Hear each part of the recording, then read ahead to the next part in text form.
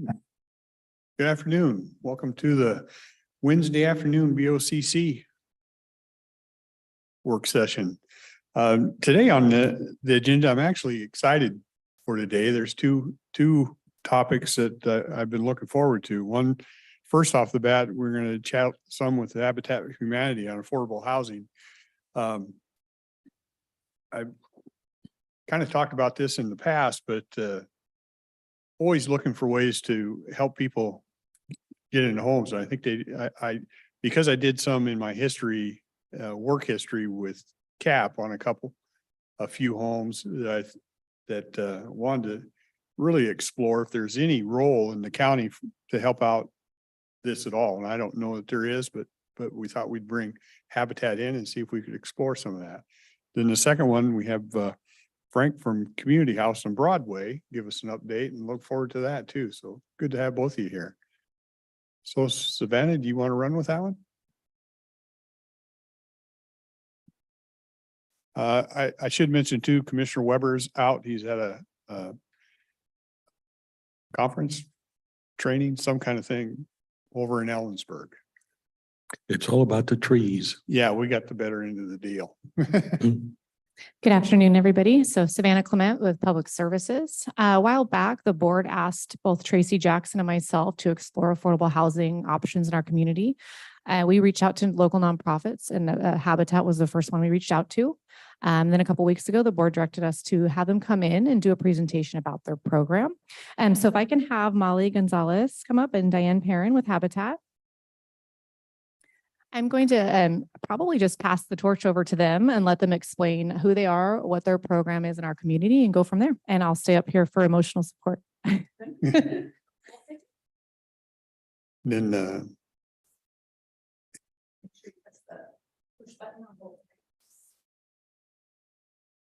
Okay.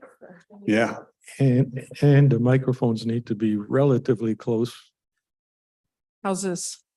That one's good. Mine's Okay. stuck. You try. You want to test yours? Testing. Hey, that's not good enough. Well, thank you very much for having us here. We're very passionate about our service here in the community, so we're more than happy to share about our program, what we do, and maybe later on we can go down the road of where potential help from the county could come from. So first of all, there's so much well-intentioned nonprofit work around handouts, but what we're really pleased about Habitat is and that those are warranted. Habitat for Humanity believes that a hand up is more empowering. And we've seen the benefits of a hand up versus a handout. So we like to go through with a little bit of our program in general. And we have probably too much information. So Savannah, you help us cut us off if we need to. And of course, we'll take questions. We do have a packet prepared for all of you at the end as well. Our founder, Miller Fuller, he had a mentor, Clarence Jordan, and he preached in the 1960s. What the poor needs is not charity, but capital, not caseworkers, but co-workers. And that simple but profound statement has led us to our basic foundations of how we go about servicing our hand up program. So, and feel free to step in anytime. To be a partner and a homeowner with Habitat, it's a very lengthy process. We open up what we call an open enrollment and homeownership application meeting, typically 2 or 3 times a year.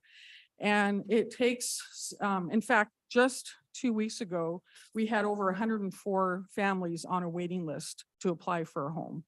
That's grown increasingly over the years. Typically, it's about 30 or 40. So to have 104 on a waiting list to come to a meeting was quite incredible.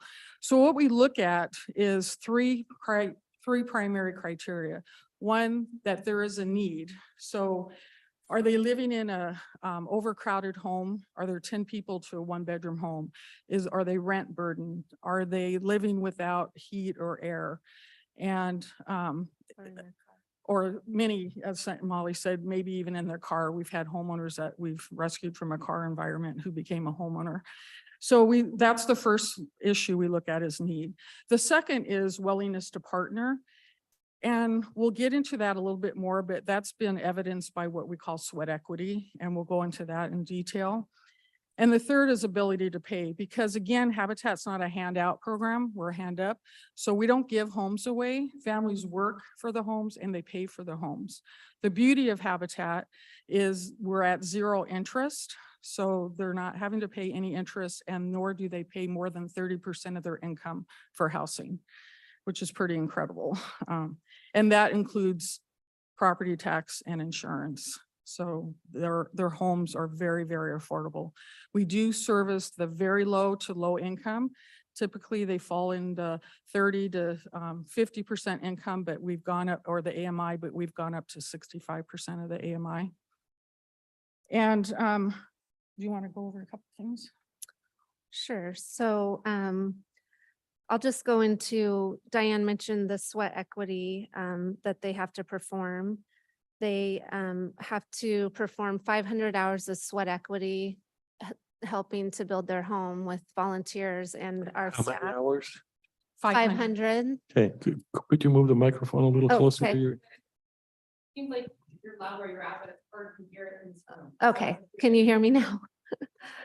So as Diane said, they work hard on those homes, and then we also do kind of rehab projects with another program we have, A Brush with Kindness, and they also help perform that.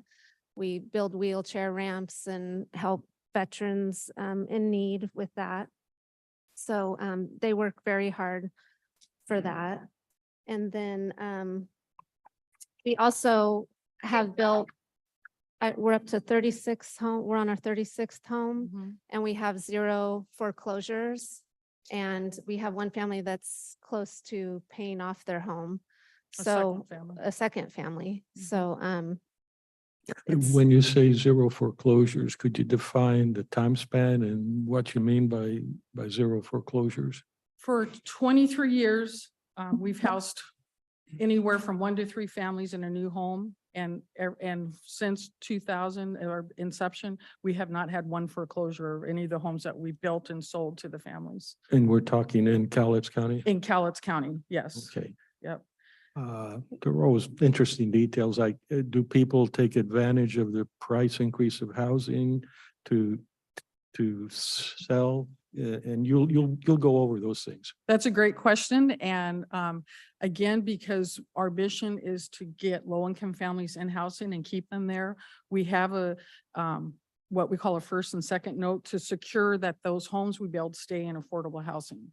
So they cannot come into the program and there's a $50,000 equity swing from what it was appraised at to what we sold it out. We hold that swing and we keep it in our kind of in our pocket, if you will. So it would be almost like a traditional mortgage. The longer they're there, the more equity they have, but it takes many years to flip that equity switch. So if someone leaves, in fact, she said she wouldn't mind, but we have really an amazing poster child model of Habitat, someone we're extremely proud of, and that's our own Savannah here. She went through the housing program, and she started with 3 people. So her husband and her then 2 3-year-old child. Yep. And they lived in one of our smaller homes. We built a 2-bedroom home. So they moved into that home. Well, within 2 or 3 years, she became a family of 6. So that home was no longer fitting for her family. Savannah did not benefit from the equity in that home. So what we did was we figured out what her equity was within those few years she was there, and Habitat acquired the home back. We then put another low-income family into that home. So we try to keep our homes in affordable housing. The only exception, as Molly mentioned, we had one family that has already paid off their home, so they can do whatever they want and go wherever they want. In fact, it was our family that had 8 children. So it was one of our larger homes. And when they finished paying that home off, the 3 youngest children ended up living in that home. So they still basically live there. We have another family that's close to paying it off, but they will be relocating. So again, they can they can offer, we always have first right of refusal, so we will they'll notify us that they're really, ready to sell or leave. And then we determine if we can buy it back affordable to put somebody else in there. So, And just to clarify, so that process is done through what you guys used to call a silent second mortgage. Right. So it's filed on the home with the original deed to ensure first right of refusal. So some restrictive language in the deeds. yes.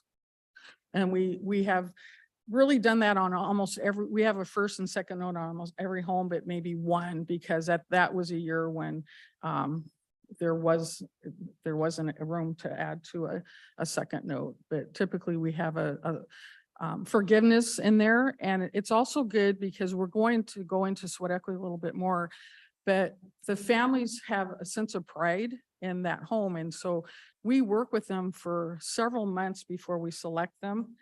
And one of those requirements is to go through financial counseling. So they're going through several months many have never opened a bank account or prepared a budget. So we work with them on that. And then we also mandate that they come in once they're selected with a minimum of a $25 a month payment. That's not making us rich or adding much to their what we call a private escrow account. It's to show that they have a good ability and that they're serious about making the payment. If they can't make a $25 a month payment, they're not surely going to come in and make a mortgage payment. So we start building up that financial confidence.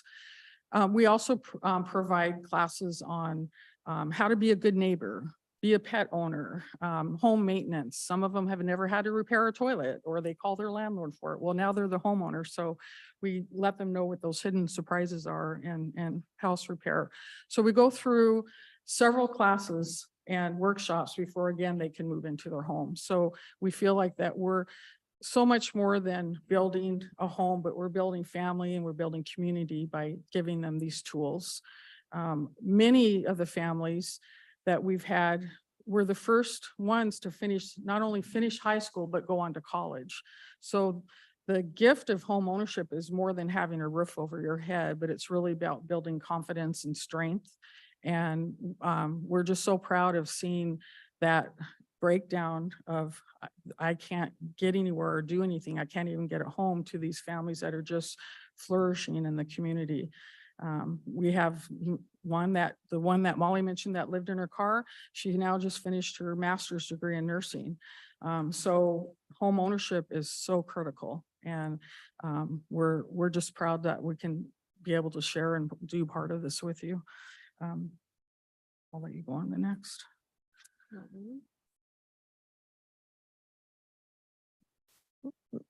What did you want to move on to now? You want to just talk about some of the housing? Sure. So a little bit about the type of construction and housing that we do. The typical Cowlitz Habitat for Humanity home has 3 bedrooms, including a master bedroom with bathroom and 2 rooms for other family members and children. They get appliances in the kitchen. They get to choose out the paint colors and the flooring and all of that.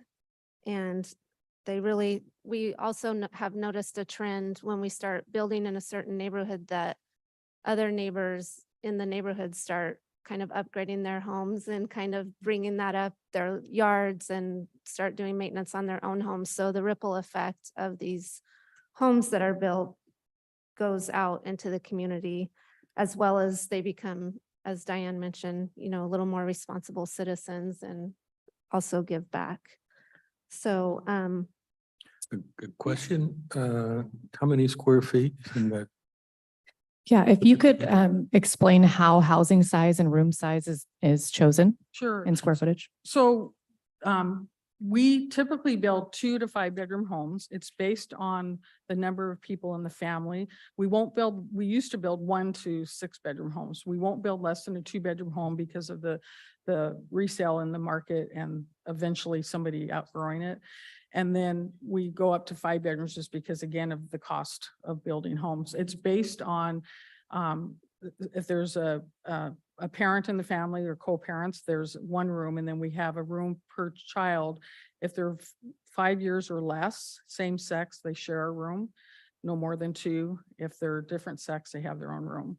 So it's based that way. They range anywhere from, it sounds small, but they are actually beautiful homes, anywhere from 980 feet to 1,350 feet.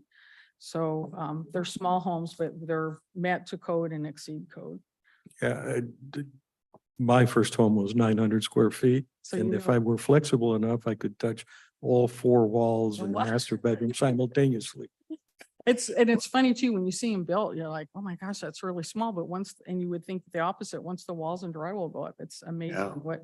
You what you happens. have a couple of them not too far from your office, right? Yes, Sitting on the corner there.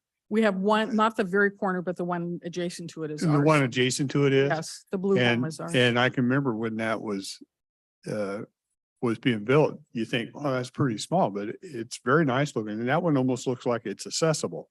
It is. That was built accessible. Yep. The mother had a son in a wheelchair, so we build to whatever the need is. And so I think several of our homes have wheelchair accessibility.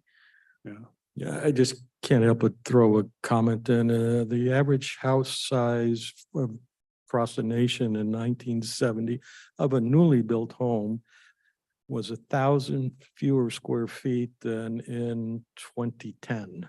Mhm. So over 50 years, people just decided they needed a lot more. And anyhow, That's true. so I don't feel embarrassed at all about a small house. Well, I guess maybe not so much embarrassed, but often people hear the size of our homes and they say, oh, you just build tiny homes. And it's like, we would like to build tiny homes, but they're not really tiny homes to us. So, but that is something we'd like to get into down the road as well. And as Molly mentioned, that it takes about, so when we do select a family, it's a long process. They apply. It takes about 3 months to really go through the process. We do background checks. We look at, we do look for sex offenders. We look for credit issues. We tell our families, don't be discouraged when you come in with low credit, because everybody suffered one time or another in that arena. We will work with you. We've had some actually 3 families that took 3 or 4 times to apply for a Habitat home because they were just not credit worthy at the time, and we did not feel they would be sustainable. And we like to keep our 0 foreclosure rate. So we don't want to put somebody in a home when we know they can't afford it, even at a very low cost. So we work with them, we give them some of the financial classes, we offer them other services in the community, and then they come back and apply, and 3 successfully, after many attempts, were able to apply and get into a Habitat home. So it's nice. The problem I would say that we encounter is we could be building, if we had the funding and the property, we could be building, 20, 30 homes a year. We're still considered fairly a middle-sized affiliate, and we're building 1 to 3 homes a year. That's based on, again, funding and staffing and things like that. So our hope and goal, my legacy, is to, which we met one, we recently bought property where we can house 14 homes. In the past, we've done nothing but infill lots. And that was primarily through Longview Kelso. About 7 years ago, we bought property out in the county in Lexington, and we're finishing 4 out of the 5 houses there. So again, the need is so great. As we said, we've had so many people constantly applying for a home, and they just they can't make it on their own, especially the level of AMI that we serve. So I've got a whole bunch of questions with respect to that. So you mentioned you had 104 applicant- families, 104 applications. Of that, how many of those will be accepted, assuming that they're all eligible? Well, out of the 104, we've already probably had 20 deselect themselves, because again, we tell them the criteria is you must live in Cowlitz. Let me One or two- re-ask it a different way. How many houses do you build a year? 1 to 2 right now. So there will only be 2 selected from that amount. Okay, and so the other, and that time span is approximately a year to build? Yeah, it was about 3 months to get the full selection of the applicant and 6 to 9 months to build the home. Okay, so so it's- about 2 to 3 people a year, so of Right. houses a year so Currently far. is where we are. And the limitation you said is the funding. Funding, and sometimes it was property, but we have some property now we can build on. Aren't they the same? Funding and property? Yeah, I think No, you mean the because- availability of property, affordable Right. property. Right, because even though we have some property to build on, we will not build a home until we have all the money up front in our account to build a home. So I don't have that kind of money to build 14 homes in 1 or 2 years. So Habitat self-funds. Correct. Yep. We rely on the generosity of our community, which is usually and has been very generous to us, but would still limited to. that. and do you look for a particular area? Like, do you build only in municipalities or in the county? You can build any place? anywhere in Cowlitz County. And we typically have built in the city of Longview and Kelso, with the exception of the 5 properties we were able to purchase in the county. We have worked with some folks in rural areas. The problem with that loses affordability when we would have to put perhaps a septic system or a well in. And then that again limits the affordability for our low income families. We've looked into possibly doing shared wells and things like that, but again, septic systems, as you probably know, are very, very expensive. So it is an issue that we're working on because again, we just want to get as many people housed as we can. We have some multi-housing. We have a condo in Longview, so instead of serving 1 home, we were able to serve 2 families. We're looking at that on some property we have just purchased. So that's a possibility too. If you look back over the years, has the number been 2 to 3 a year? Was there a COVID impact? Definitely a COVID impact. But you still did 2 or 3 a year? No, we did 1 over that COVID time because we were not allowed to have volunteers on site, which is definitely the heartbeat of our organization. And we could only have our paid staff building. We were even limited on having our families do their sweat equity on site. So that was a slower build for us as well. And we do have some, even though we build most of the homes ourselves, we have some subcontractors. So to find a electrician or plumber or drywall during that time was challenging. So COVID definitely, and it also prohibited us from doing some of our fundraising. During the COVID time, were the restrictions something you placed on it or something that was placed on you? Based on us. Okay, so if it hadn't been, you would have continued Correct. normally. Yes. Surprise, huh? Yeah. You mentioned, in addition to these homes, I think I heard you mention, said you would like to get into tiny homes. Well, Did you have we have had many requests to build tiny homes or even ADUs. We would love to get back to that. Most like of a the- little community or? Yes, we've seen, I actually, even though I am the CEO at Cowlitz Habitat, I live in Lewis County. And I've worked with a couple organizations, nonprofits out there have built tiny home villages, and it's been more multi-generational. And it's worked well for them. The costs are, allowing them to build more homes than where we are. So we're looking at that. So that could be a potential Down the road? down the road for us. Yeah. Mhm. Okay, so going back a little bit to when we were talking about sweat equity, as Molly mentioned, we have a minimum of 500 required hours.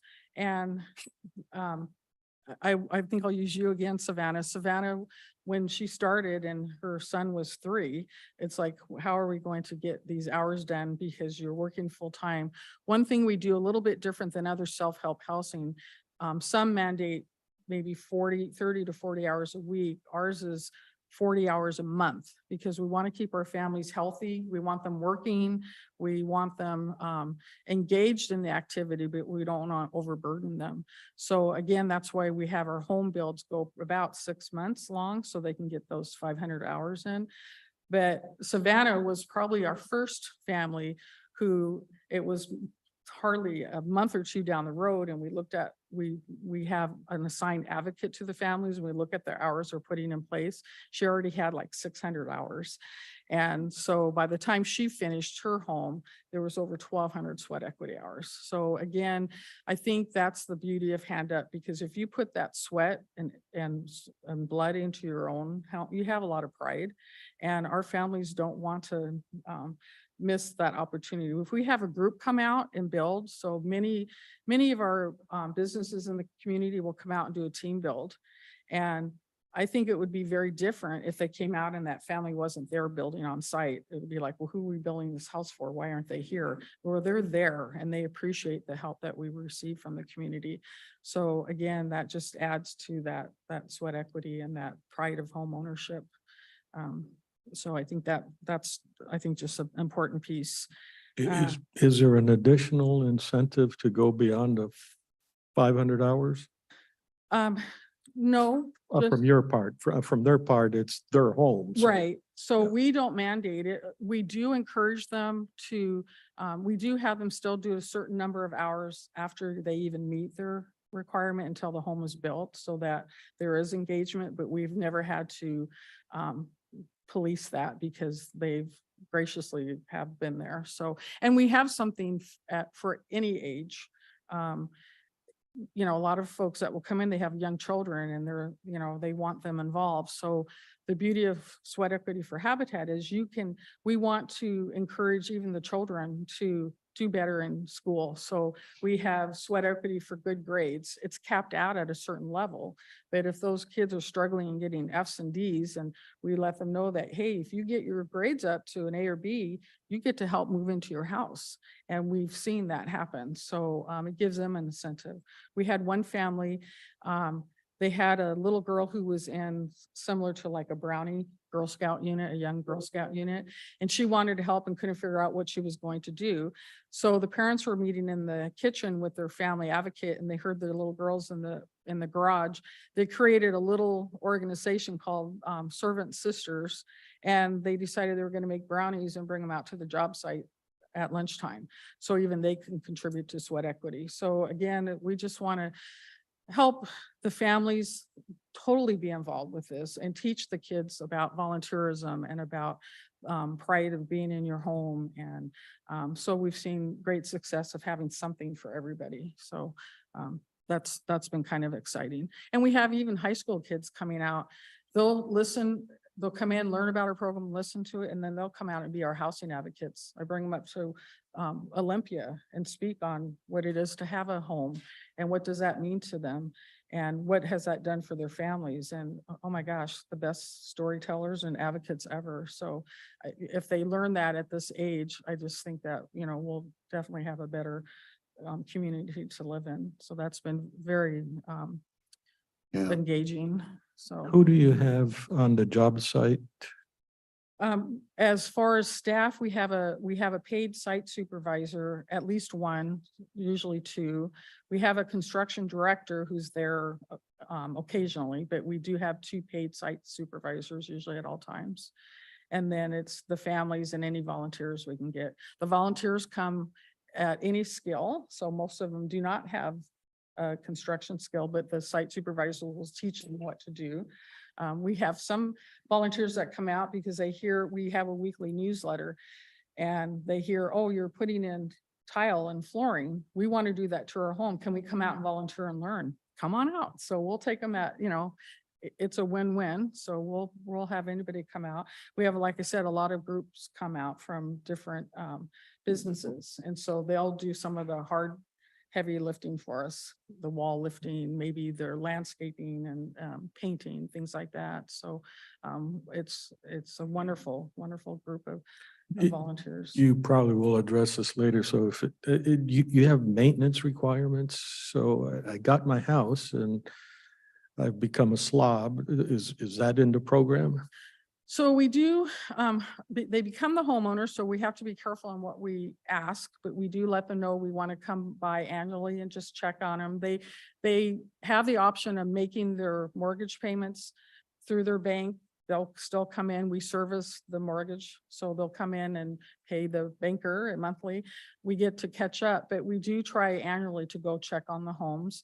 But prior to getting into their home, we have our construction director. He'll go through several workshops with them, and he'll go through and show them the electric panel and repairing the toilet. If this happens, and we give them a manual when they move in.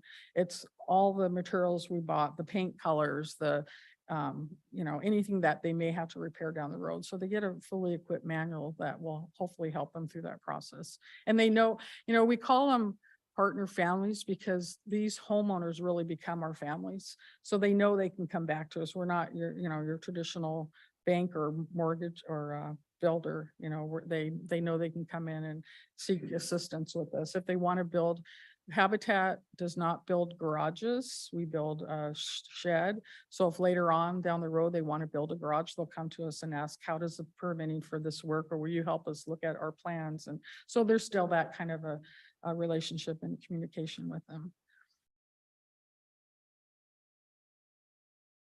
Okay. Let's see what else. I guess what we wanted to share too, in addition to the building the homes, and we talked a lot about what the families do with the educational and workshop components. We have two other programs that are really, we think, critical to the community. Through the neighborhood revitalization program, that's the preservation of our existing stock. So as you know, many of our homes in our community are aged and they need assistance. So as we do with home ownership, it's that you have to be a homeowner. We don't provide rentals. We only do home ownership. The same thing with our repair programs. You have to show proof that you own the home and that you have homeowners insurance. And then we'll come out and we'll ask them the same thing, to put a little bit of sweat equity. Of course, it's going to be 500 hours or maybe 6 if we're working there 3 days on your job, but we want them engaged. We're able to do right now, and this kind of happened because of COVID as well. We stopped doing interior repair work. We're right now doing only exterior, but it will look like landscape for safety reasons, painting, a lot of ramps and rails. We have a lot of aging in our community, and we have returning vets who need a ramp or rail built. So we do a lot of those projects on the side, and we try to do. So just to be sure I understand, because I lost something there. So if there's a family not taking care of the house, you find out it's because they're not able to, Habitat will chip in and do something for them? We have a program called A Brush with Kindness. So it's an application process similar to going through the home ownership. So they will still pay for some of the materials. We try to get grants that will support that. But yes, there will be some form of payment, not what they would traditionally pay a contractor. But we will come out and we'll have our site supervisors go out and do an assessment of the job and an estimate of the cost. And we try to do probably anywhere from 12 to 50 of those a year, depending on the ability and, again, the funds. So we're seeing a great need and a great increase of that. I think just week alone, we had probably maybe 10 applicants, which is pretty high. We usually get maybe 10 a month. So to get that many in a week, we're seeing a heavy increase. But again, once we start working in one area, the neighbors all come over and find out who we are and how come they got such a beautiful ramp built and they haven't found a contractor to do one. So it kind of self-promotes itself. So that's a program that we are really proud to offer. Again, it's the need for other things are out there like interior repair, but we're just not at that point yet. And then within that, we do partner with a couple other organizations. There's a group out there called Heaven, Helping Every Veteran in Need. So they may end up having the person or the funds, and we may have the materials and the site supervisor. So we'll partner together and build that ramp for the vet, or they need help moving in or out. So there's a lot of heavy partnership within our organization. And I think that's something that we're probably most proud of, that we work well together with others, and we love to be able to serve more in the community, and that allows us to do so. In the Brush with Kindness program, I think what really sold me on the program, it was the first time I was working with what we call NRCC, Neighborhood Revitalization Community. And that was, we held the meetings at our office in Habitat, but we had several nonprofits come to the table. We had city officials, we had library, we had chief police, everybody would come, and we figure out how do we improve our neighborhoods and our community. And so one of the things that we came out of it was our Brush with Kindness program. And so when we were in the Highlands walking the neighborhood and trying to promote some of these self-repair programs, there was a house that we walked by every day, and I could see half a face out the door window, or actually out the living room window, and wave, try to go to the door, no answer. And so you either get welcomed very warmly or very rudely, but it was never just somebody looking at you but never responding. This went on for about 2 weeks. Finally, one day, this elderly woman finally came out just in tears, and she wanted to know what we were doing. She saw we were there in their neighborhood every week, and could we help her? And we said, well, what do you need help with? And she said, I can't come out daily anymore and get my mail because all these bushes are overgrown. When I come out, the high school boys come out and attack me and trip me up. I'm afraid to come out and get my mail. So we were just appalled that this was happening, and so horrified that she was going through this. So we said, we will do this on the condition that you allow us to come in your home. And when these boys come out, we want to be there. And so we became pretty friendly with her. And one day, like clockwork, they showed up. And so we probably shouldn't have done this. There were 2 of us, and we grabbed the kids by their collar and said, you have the choice of us calling your parents or calling the police, but this has to stop. And so surprisingly, they wanted us to call the police. And so they came over, and we asked the sweet gal if we said, instead of arresting them or putting them in juvie, because that's where they were going, can we turn this around and have them be our first participants with our Brush with Kindness program? That they're going to be the ones that clean up your yard. They're going to do all, and she had probably estimated about 25 hours of work. And so she agreed to that. So these kids came, finished the work, did amazingly well on it, kind of changed her attitude. And then later on, we found out from her, she called us several months later saying not only did they help her and they became friendly, but now they come over on their own, volunteering just to mow her lawn and take care of her and check in on her, go grocery shopping. So this was really eye-opening to us, that this is a great service that we were offering. And again, it was just, good behooves good. So that's, we just saw the value of this, and we know the need is great, but again, it's just a matter of, having enough people out there to get this work done. But that was for us. Yes, we're doing this project, and they became also something that, now those kids are out there supporting our work there as well. The other program that we have is we work with ESD 112, and again, seeing the great need of involving youth in our community. We have a program called C2C Connect to Careers. And so Christine Caton, who runs that program there at ESD 112, works with the youth between our need is to have them be at least 18 years old because they're going to be on the job site.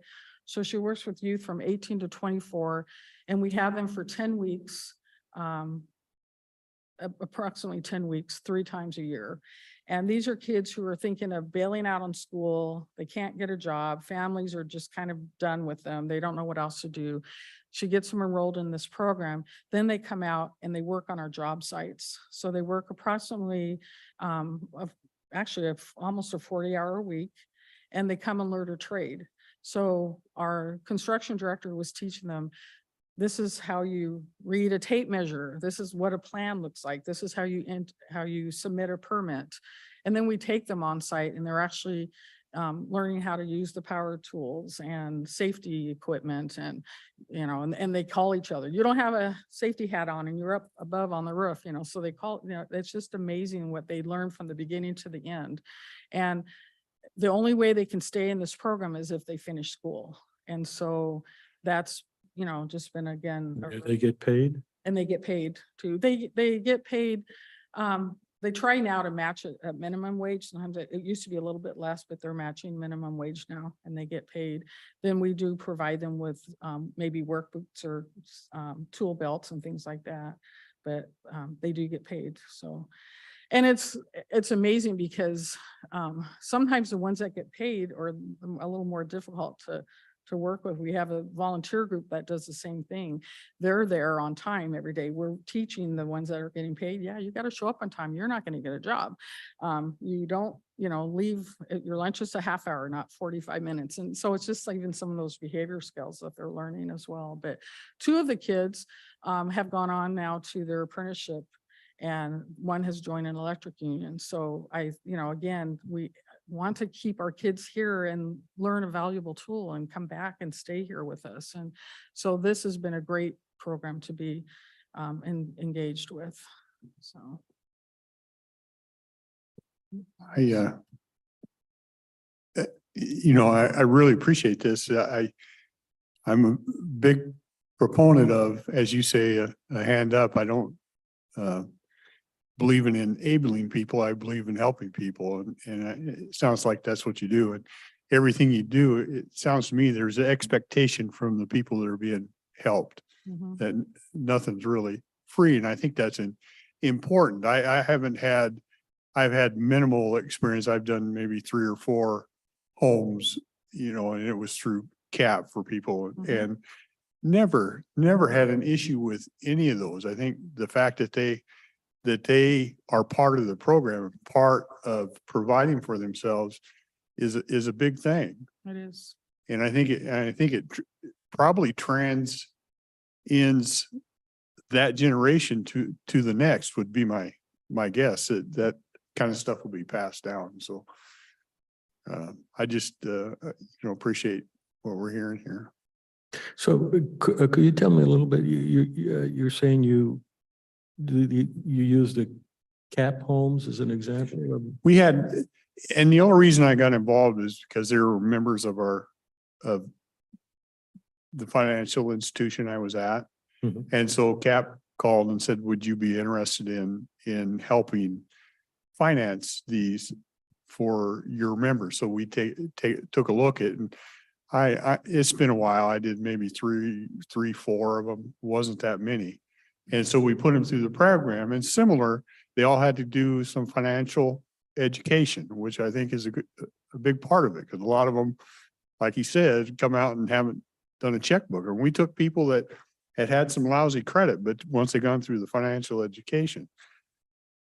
And of course, I retired in 22 and I haven't been there, but during the time I was there, never an issue with any of those homes. And those people just seemed to grow. And if you were to look at their accounts, they were doing the right things. It just seemed to work well, even though it's a limited number compared to what they've been doing.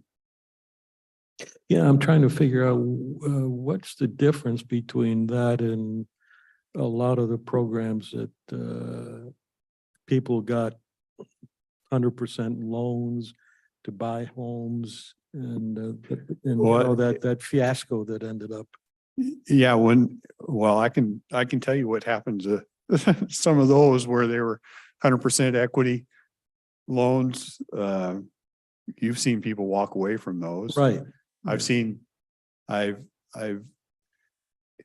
never had that experience because I refused to do it. It didn't make sense that you should do 100% of the home. But I have heard stories of people wanting to get another home, so they take out and get 100% on their existing one, walk away and do something else. If you offer those type of things, there is a small percentage that will take advantage of it. And I think from what you're asking, the difference between the 100% mortgaged homes to self-help housing. Again, we're not charging them more than 30% of their income. And the biggest issue is zero interest. Yeah, no, it's a world of difference. I do understand that. I'm always trying to understand how we can expand a program without destroying the program. Some things. Yeah, yeah, I don't. What you said. Yeah. Yeah. I'm also very interested in, what do you call it? Paint? Brush of Brush of kindness. kindness, yeah. Yeah, because we're seeing a lot, and you probably see it more in the elder generation that's on fixed social security income or whatever it is. Yep. That they have a home, well, you can't afford to sell it and move because There's no inventory. there's no inventory and where you're gonna go. So the home starts becoming disrepair, and you can see it. I mean, they have limited means to do that. They have limited means and experience or contacts to do that. So I think you mentioned, I think you said you had 10 applications in a week. Well, I think that's just gonna, I don't see that slowing down Right. because I think there's a real need for that community. And sometimes we forget about that. We concentrate so much on other stuff. I think one of the answers is you take personal care in the selection of the people you help. And it's not just a blanket, check the box and just say everything's okay. You look at it in detail. And I think that's important. You can take, I think we all know attitude is one of the key features of life. Yep. Or success Yeah. or failure. And one of the things that Diane didn't mention on selection is they actually do home visits to these families. So it's not just their application or these meetings. They actually visit the current housing need that they have as a verification. Okay, so how many people live in the home? They do a tour of the home. So they're actually physically seeing the situations as well. I'm sure you are accused from time to time of being a hard-nosed, old-fashioned, out-of-touch person, right? Oh, yes. And many other things. There's a seat here for you. Yeah. We do tell them though, for the home visits, we don't come with white gloves. We're not checking totally their maid ability, but again, that pride of what you have. I mean, we've seen some of our families in really dilapidated homes and they're paying an astronomical amount for rent. And they have cleaned that house from floor to bottom. We went to one home visit and the family had it was two families living there and they had all the kids living upstairs. You could see through the walls outside. And yet they did their best to repair it because the landlord wasn't going to do it. Yeah. And so, I mean, we've come in and your eyes are open to what they need. I think you said it earlier, and I probably didn't write it down totally verbatim, but it says you're not interested in being caseworkers, you're interested in being co-workers. Yep. Yeah. I caught that too. Yeah. So I don't know how we need to explore at some point is how we can walk beside a little bit and help. And I don't know if it fits in our purview, the repair side a little bit better than the building. I don't know, but Yeah. I'm willing. I'm just one commissioner, obviously, but I'm willing to listen to anything that we can walk beside and help with that. Yeah, what strikes me here is we do a lot that I think is counterproductive through some of these rent subsidy programs. And I think that actually makes your life harder. And that's a lot of money. The last rent subsidy program we had was 6 to 9 million, something in there. Gina knows it right down to the penny. And it seems strange that we can take taxpayer funding for something that I know is not productive for the average for society and not help something that is productive for society. It just doesn't sit with me. Exactly. I couldn't agree more. It'd be nice to take be able to direct some of those where you're actually making some of these improvements. You're improving your community, you're improving the properties, you're improving your neighborhoods. And like I said earlier, I think you're improving more than the generation you're helping. That's more of a gut. I don't know how to prove that unless you follow them for a long time, but it just feels to me like you're improving more than that generation. So Gina is our expert in this. Did you want to comment, or is this too much of a rough spot to be in?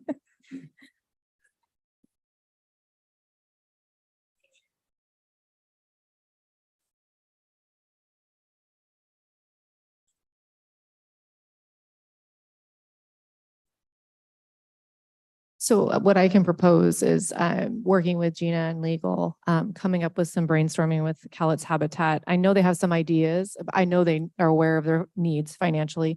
I think they're ready to start talking about that, so we can continue these discussions internally and then come back to the board and present maybe some potential options that align with funding opportunities. Yeah. And one thing I would be very clear to Habitat on is I'm not looking to help to impress our will on anything. When I get into these type of things, you're doing the job. You guys are doing the job. I just want to walk beside and help you do your work, not tell you how to do your work. So, And we appreciate that for sure. We welcome all that help. Yeah, so is it you, Savannah, that would spearhead making this meetings occur? I can definitely facilitate. I would defer the financial questions to Gina, and then of course, legal. I know David Berger's been involved in some of the affordable housing dollars and document recording fee conversations, so definitely defer to them. But if any assistance is needed in facilitating these, that's not a problem. Anything, whatever the board wills. Can we set a time for a meeting on that?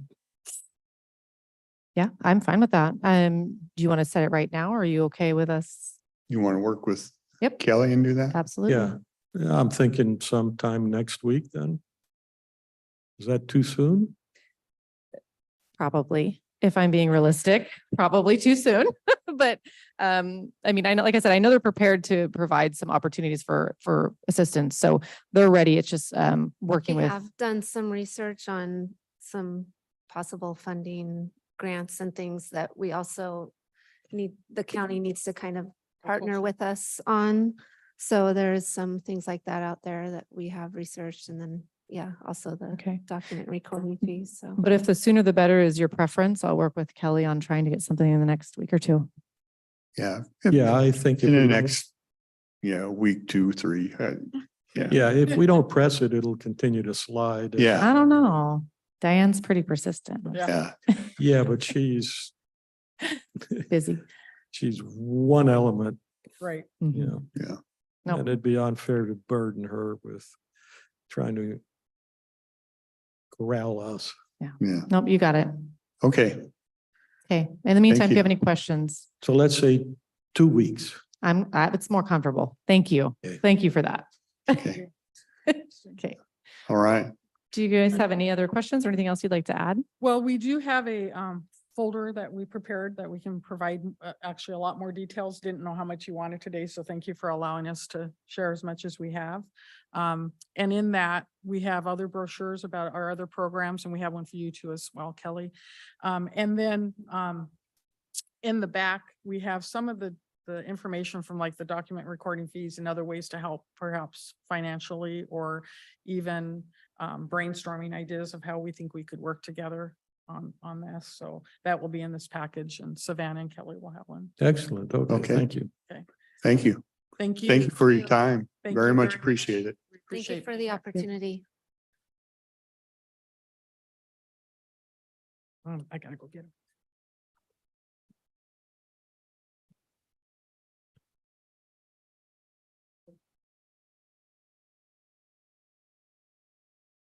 Mr. Morrison. You know what I can tell you what that's from. That's from too many high and tight fastballs, my friend. Dragging off the mound. Yeah. Yeah. Sure is. is, do you guys, we have a itinerary budget here for the 2.5 home. Do you guys want this to look at? Sure. I think, right? I'll give one to Kelly too. Yeah, Thank you. okay, thank you. Thank you, Savannah.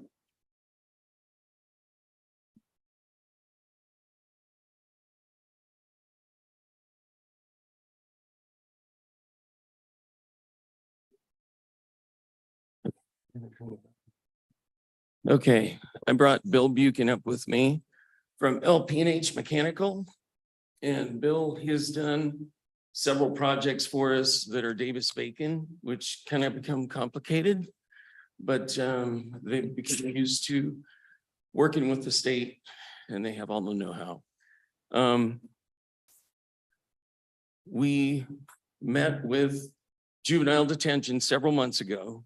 It's something that Arn proposed if we were looking at doing a youth shelter.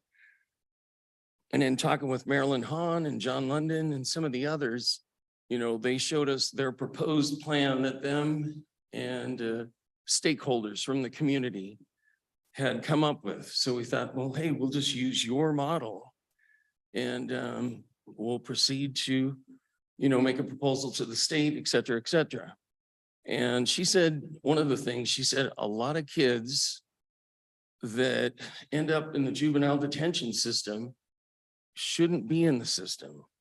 It should be a situation where it's conflict resolution instead of getting caught up in an institutionalization process. And so just as Diane was showing earlier, the kids that got picked up that needed to do some service and stuff like that, those are things that, you know, I don't know if they run into how often, but I think I don't know how many kids end up in juvenile detention. But I gotta say that the number of homeless youth between that 13 to 17 is a lot. And we have our mental health counselors, when they do assessments, mental health assessments, 80% of the youth that they're seeing that have mental health and they're kind of self-referred or preferred by teachers, 80% of them have parents that are using to a point of dysfunction, you know. And so I don't want to try to sell the job on you. I want to show you that when we had asked for 2.5 and we had a startup project at 8.1 million, we have a shortfall that we need to come up with. And we at Community House, we have maybe 1 month in the bank at a time. You know, we came through that $1.7 million project to kind of stabilize the base of the first floor to keep the structure stable and looking good. And so we did that. And we ended up being able to pay, we had 500,000 from the community, or I mean, excuse me, 500,000 of donations, 250 was from the state, and another 200,000 was donated by Core Health. And Core Health was going to build out some offices there. So we said, hey, it makes sense that you guys invest in some of the offices you're going to be using. But the rest of that 1.7 million was the community. And we came out to where we were okay on the year. Now we're at about 150,000 operating costs a month for 150 people a day. So we have about 100 at Community House, and we have another 45 to 50 at Chess. Chess is the medically fragile population. At Community House, and it's become more and more so as we've delved into the youth, with the youth center, we found that there's a lot of kids that just don't know where they're going to go. And so with that, like for instance, I have an 18-year-old and a 16-year-old that we moved into Community House because the dad was literally taking the kid's money away that he was working for, the kid was, that was 18, and using it for his alcohol and his drugs. And so the kids wanted to get away from that. And so we said, okay, all right. We moved them into community house and we're keeping pretty tight on it. You know, it's not something we normally do, but we've had to do it for the last 2 or 3 years. And the frequency is more and more and more. This is a generational issue. And the more derailments to drugs and to behaviors that bring other kids into the, you know, they have pregnancies that no one's being a parent to, or just the mom's left with it. We're going to reduce that by doing 24 to 48 youth a day at the youth shelter. We're going to have 24 rooms, and Bill can explain the complexities of having 24 individual rooms. It'll be 12 girls, 12 guys, bunk beds in each one. Yeah, that's, Yeah, before you go into those details, I'm assuming you're gonna go into some kind of details of construction. Is that where you were heading? Just the stage of where we're at. Okay, because I'm still shaky on the picture, overall picture. You're talking about the one for which you got the grant for 5 million. 5.3, yeah. Okay, and this piece of paper you handed us represents? The overage, the overrun. So what you're trying to do is cost 7 million Yeah, and you're short this amount of money. yes. exactly. Okay. See, the difficulty I have here, and I may be Neanderthal, but we're talking about a lot of money. I know. And when you, it just doesn't seem a useful way to spend the money.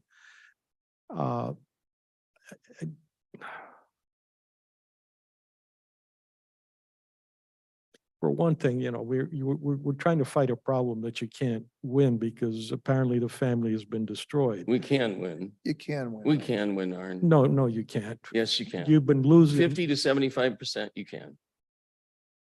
We No, see it. in society. See, Not as a whole. I know that. right, exactly. You're Yes. very Yeah, narrowly absolutely. focused. I Of have course. to look at it from 114,000 people, not just the narrow 700 group. a year or whatever. Yeah. Well, but some of that also just reflects other societal problems. And I walked around enough, and I've been fond of Community House because it was largely supported by the public, including yours truly.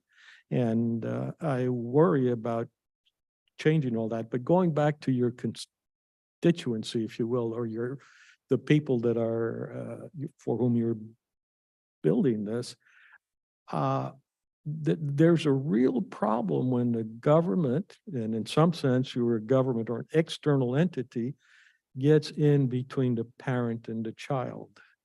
I don't know how you negotiate that. Are these people like the 18-year-old can do what he wants? The 16-year-old, there's some emancipation documents that need to go on and so forth. There are so many kids who will wrap their belongings in a bandana, take a long stick, and go out on the road. And facilitating that is probably not a good thing in general. If they don't have an option, and we're giving an option to the 500 or 600 kids that the school districts see that are becoming homeless each year. I mean, I don't see it. we don't, you got to be in the day to day. And in the schools, these teachers are day to day and they see it. And every year they're saying the same thing. And every year they're saying it's getting worse. And, I told years ago, I told Dennis Weber and the other commissioners, I think Jim Meisner was one and another one was maybe George, I can't remember. But I said, if you don't take care of the kids and the single mom, which is 80%, 70 to 80% of the homes that are homeless, they're single moms. If you don't help her with the kids, and I know a husband should, I know the church should, I know the various support structures, but if we don't take care of them, mom's gonna continue to spiral. And we see it. Crystal Moldenauer, she's got like 5 kids, she's on the Longview School Board, blah, blah, blah. But Arn, it's just an exponential, generational issue that has to be faced. And we keep hearing about it. You There's can't, frustration, and I stepped up to the plate to do it. you can't fix all of the problems. Well, I In know fact, that. in but- fact, I would contend that you potentially, well, I suspect you are aggravating the problem. It's like, did marriages today are what? What's the divorce rate? 50%? 60, probably. Yeah, or more. 60? Yeah, It didn't used to be that way. I but know. we This- made it easy. this I'm not- isn't then. And we're not making it easier. There are just gonna be kids that are, when people get on drugs, Arn, their brains get derailed. I just lost a daughter a month ago because her brain got derailed. And you said the stuff on the street's gonna kill him. You just said that. You couldn't we're even talking- save your own daughter if we're going to get very Thank you. personal I here. appreciate that, Arn. But I get that staring in my face, and that's what the enemy likes to say to back you off the plate from helping other kids. My goodness, we're helping the youth. This is hard work. We've raised 8 kids. And if you've ever raised a teenager in this world where friggin' social media eats them up and deranges them, if you don't do nothing and you say it's a lost cause, well, it will be, it'll continue and it'll be multiplicative. So we just, I just look at the data. This argument that you're offering has been around for a long time. I know, but we got to And- do something. And And it, it's 2023. and it hasn't gotten any better. In fact, it's gotten worse. We haven't done nothing. Juvenile detention, how's it working? I don't like it. It doesn't. Okay. It doesn't. Well, do when we anything. got a work training program and they've got parameters to stay in the shelter for free, if they've got a work training program on the site, mental health, housing, because these kids are homeless now and it's just going to continue to get worse. So they're going to be able to save up every month because they're going to work at the restaurant, the working restaurant, whatever you say, we're going to do it. It's going to be out, they deliver or people come pick up. They can't go in the restaurant. But kids will work there and at the Mackin's Body Shop. They've already told me they'd hire some of the kids. These kids are going to save their money. We're going to support them in their sports. We're going to be like the father. I apologize, but that's the way it is. And How, if we stand by and say we can't do nothing, 2.5, we're doing this for 40 friggin' years. Don't- This isn't 10 years, this is 40 years of commitment. don't say that I'm advocating doing nothing. I'm But saying what I- we're doing is not working.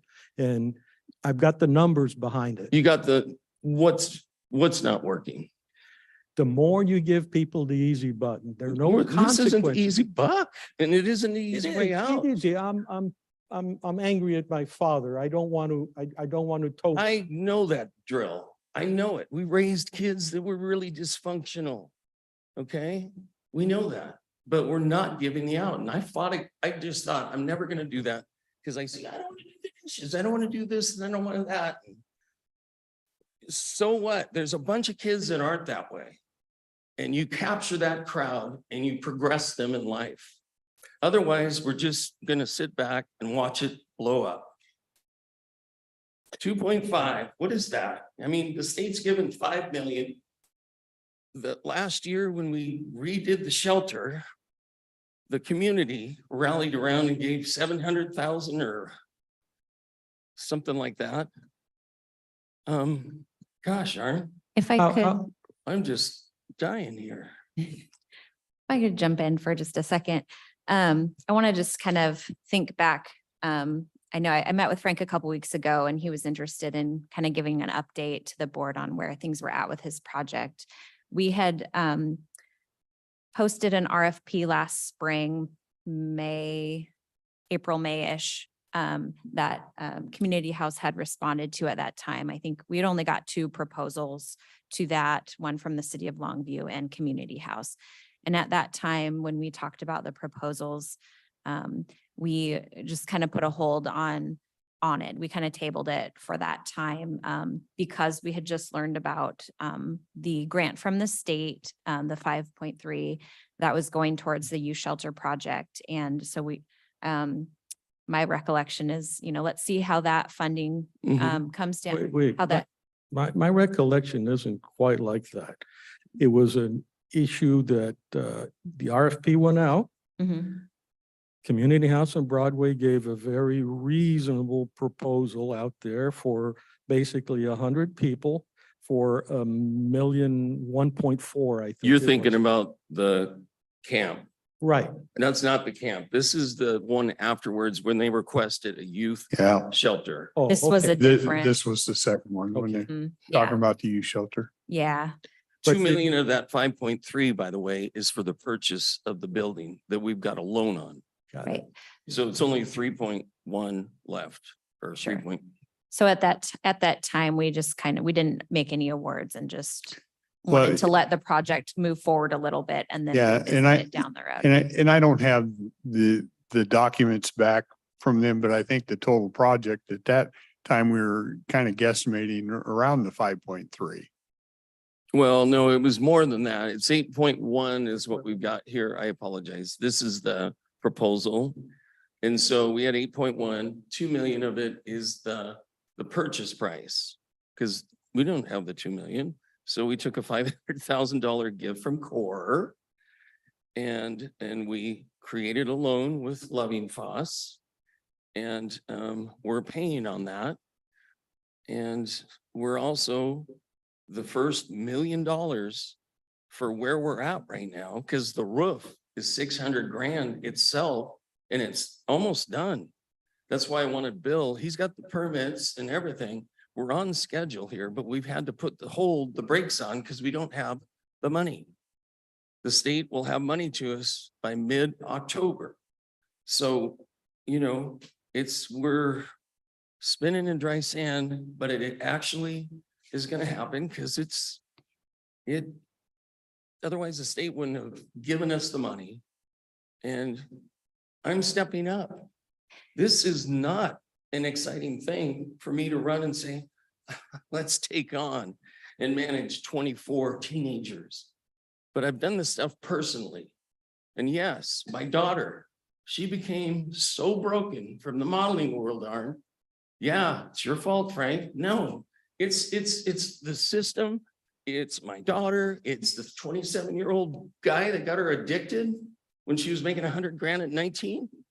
It's stuff like that, Arn. It's like you said, it's just one piece of the cog. Suck. Okay, well, let's go ahead and go through. And maybe we can talk about, I know the project has moved forward and there's been a lot of remodeling with the building. Maybe we could focus on what the request is and what my understanding when we talked a couple weeks ago was that there's still some funding needed to remodel the restaurant area. Just like Bill could tell you that. That's why I've got Bill here Okay. to kind of detail it for you, Okay. because I know that they want details. Yeah. And I just And want you to could speak to him better. apologize in advance. I have to leave at 3:00, so I'll sneak out at that time, but Sure. maybe we could talk about that a little bit and what you are hoping to still request and what that would go towards. She's using for the mental project. health strategies right now. See, let me go back to a problem before going into the detail. One of the fears I had has materialized. It takes, construction is not something magic that you cannot estimate in advance. And my understanding was that this project was going to cost 5 million. It And was you right got in the front of 5 you. million. 8.1. Was that what you told us at the Yep. time? Yep, Yeah. it's right here. That's what was submitted in the response to the RFP. Okay, then the other element is it is always prudent to operate within the budget and the money you've got. you can't just go and start saying, I got the place half built. You've got to pay for the balance, otherwise that half will go down the drain. I mean, if, I won't go.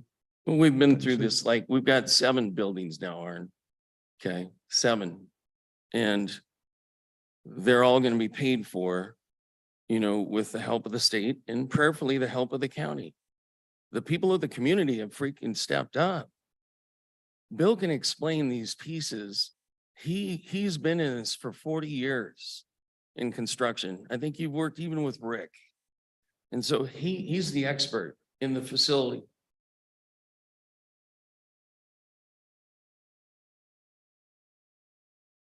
Do you want Bill to share or no?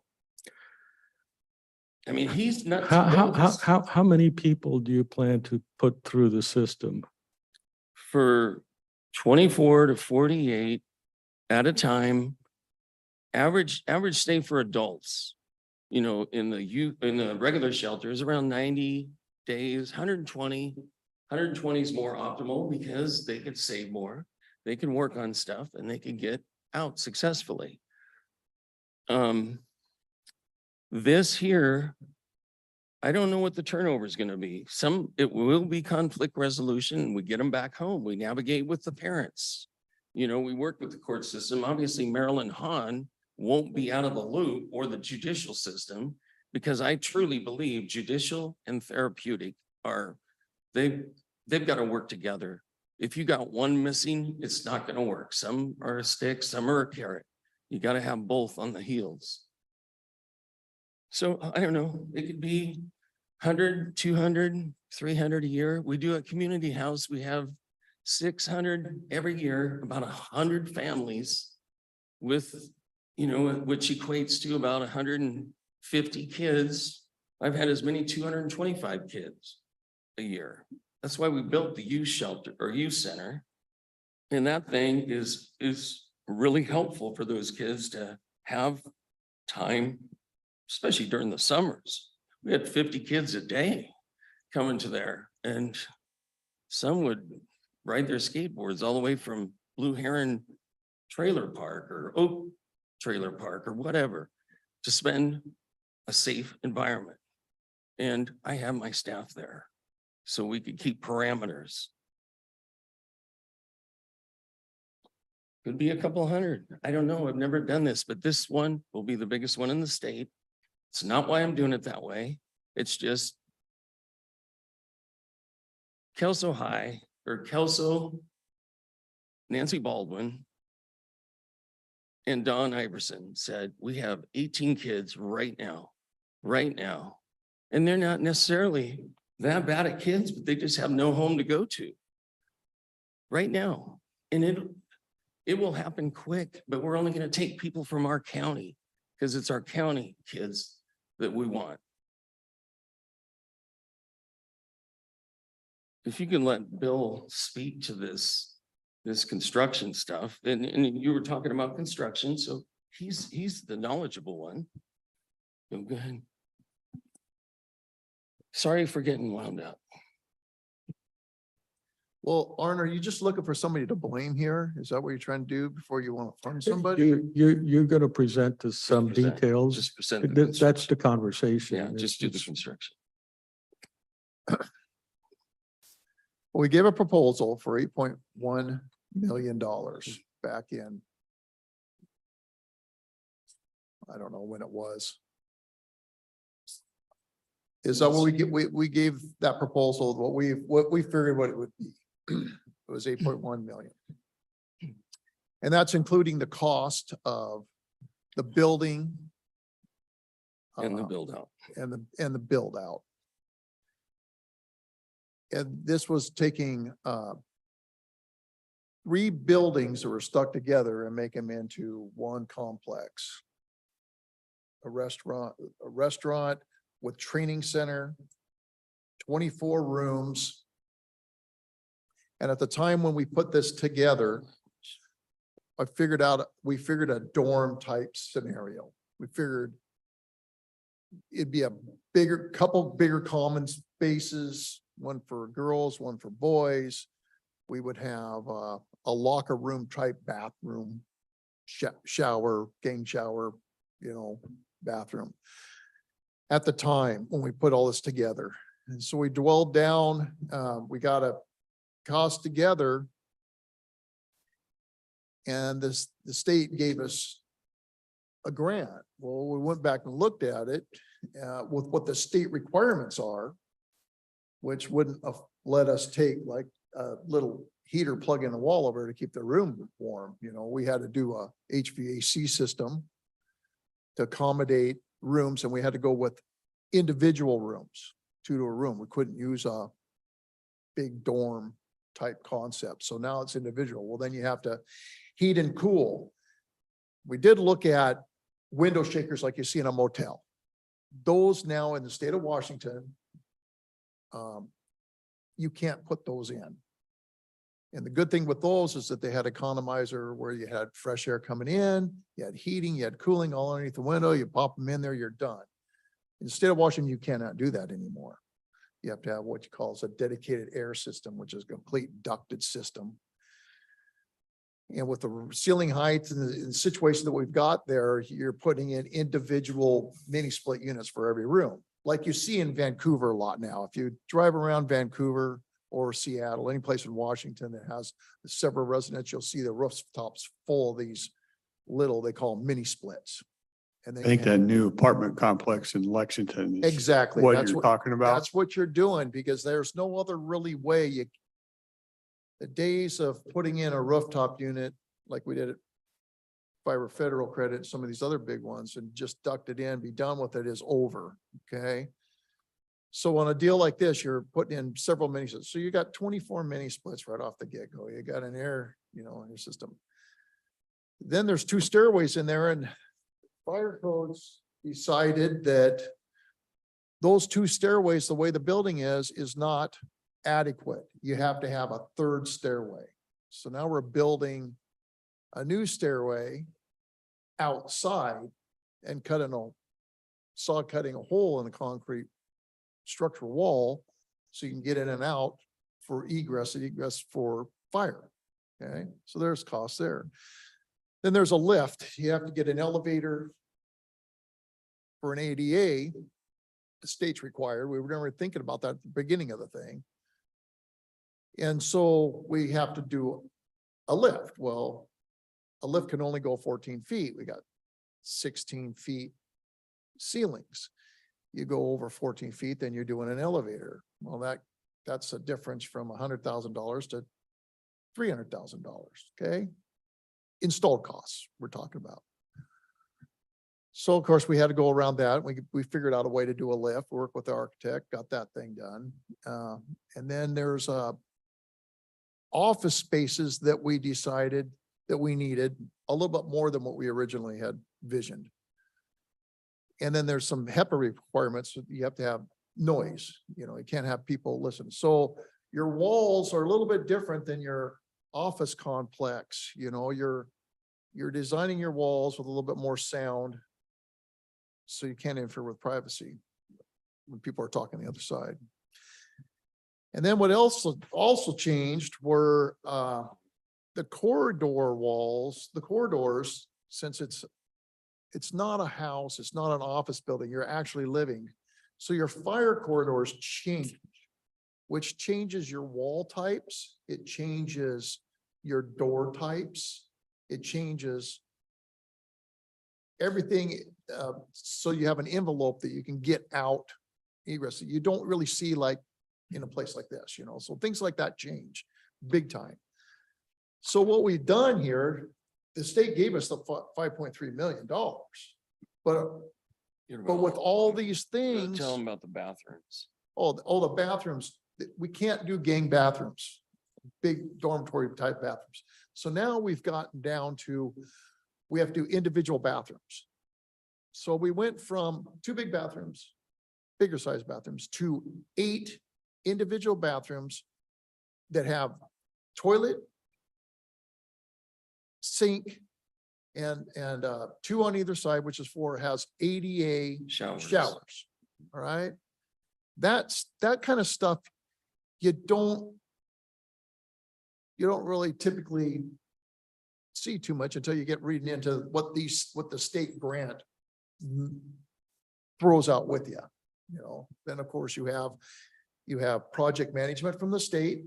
You got the boreholes. Yeah, so we have to, all the plumbing and everything have to have holes bored. So when you're doing individual bathrooms like that, there's little extra things like floor drains and things like that. So Cause it's a concrete, you gotta bore through, right? there's concrete, we have board, there's walls, we have to bring a slab saw in, cut to join different places. There's outside stair structures we've got to do. There's HVAC units. So this is what we're asking for, is what our shortfall is, okay? And it's actually less than what our shortfall is. Our shortfall is actually $2.8 million. Yeah, it's probably. I thought that we can easily manipulate things around, working with the city, working with everybody, and be able to lower the cost by $400,000.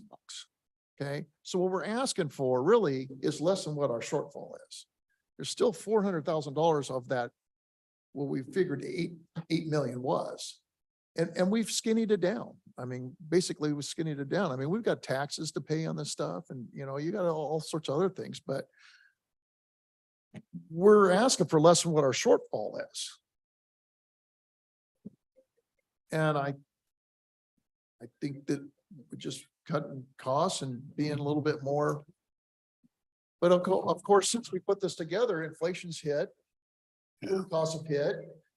You got freight and trucking.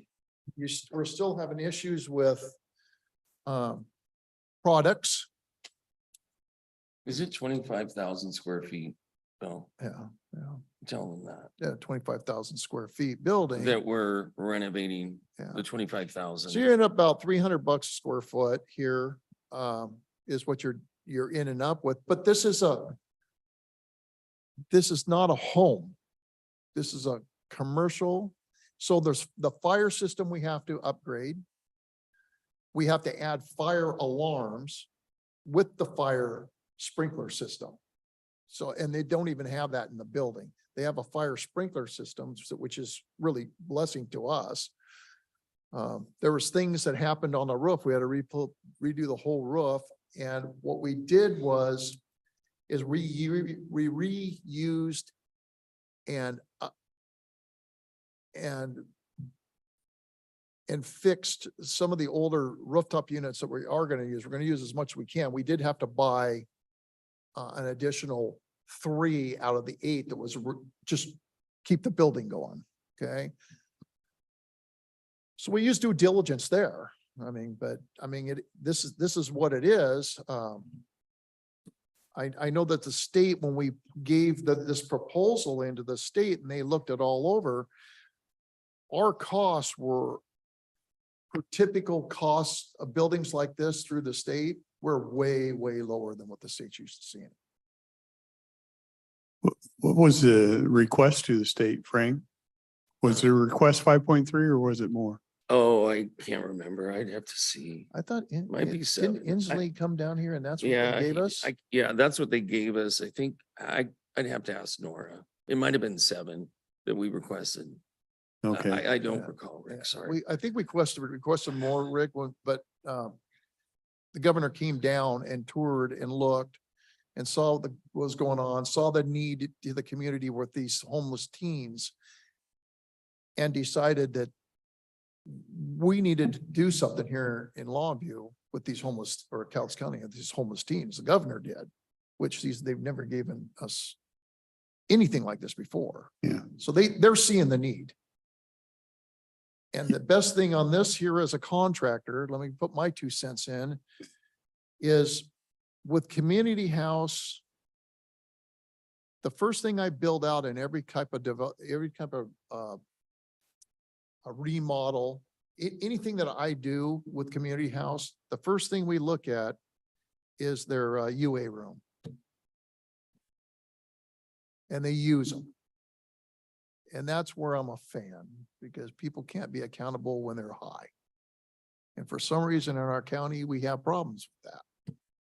So this brings responsibility. And that's what I enjoy so much, is being a contractor with these guys. Frank, you made a comment that it wasn't our intention to be, but this will be the largest youth shelter in the state. Yeah. So there's other cities or Well- counties that have these. Like Vancouver has like 11 beds. They're Yeah. like homes that are kind of, Gotcha. but this will be the biggest in the state. That was my And that's, problem, Rick. it's not my, I didn't want to do that, but it seems to be more cost effective that way. But yeah, and I get all that. I'm trying to get to, do you know what kind of the turnover rate in these other places are? So you I- can kind of estimate to what, I don't. Yeah.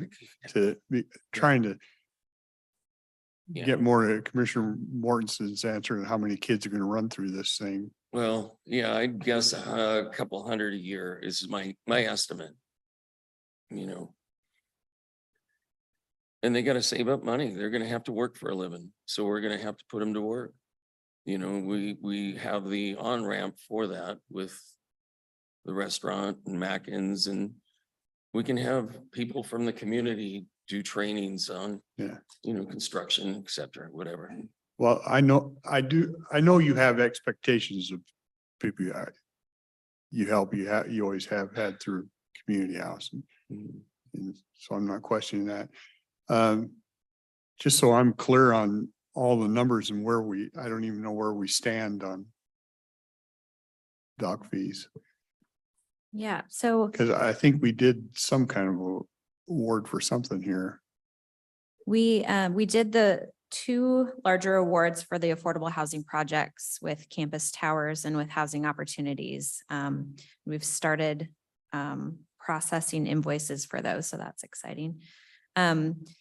We are in the process of updating our what we anticipate for our revenue this year, because it is a little bit down from last year, and Longview's starting, has their allocation now that's going directly to them. We started the year with about 3.8 million in the bank, and we anticipate spending about just under 1.5 million this year. So that would leave us with a little over 2 million. That Mhm. 1.5 goes to where? Goes to, we have different contracts in place.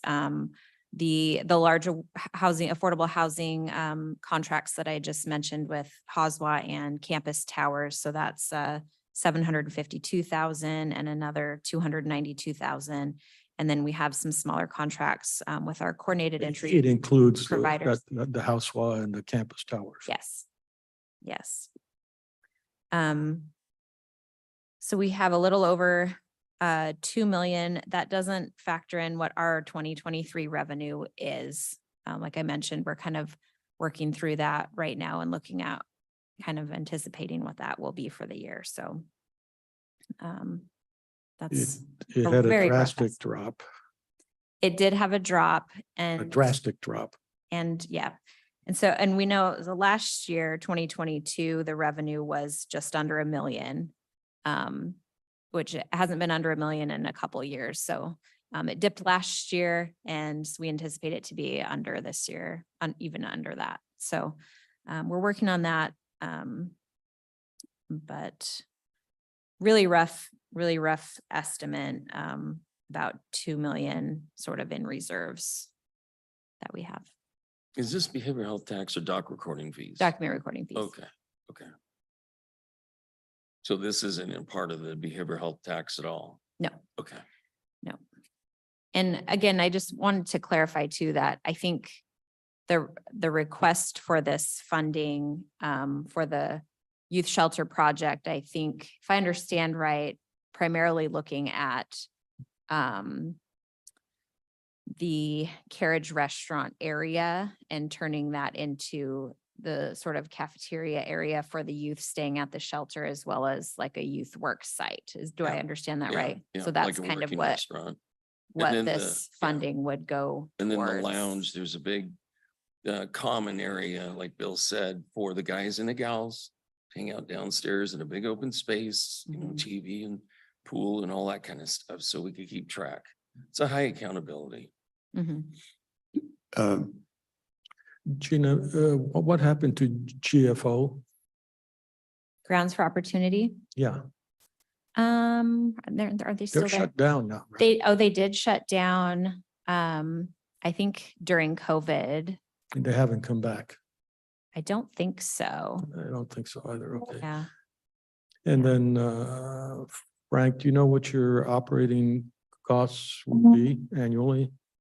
It's probably gonna be close to the same as community house, you know, I mean, like right now, 150,000 a month is what what we come up with for the 150. So, you know, you gotta have 3 on staff in the Right. So evening hours. you're, So it'll be Yes. around 150,000 a month, I'm guessing, just So- at most. close to between 1.5 to 2 million a year to carry it. Yeah, 150,000 times 12, and I'm not sure. what that Yeah. is. Yeah. Yeah.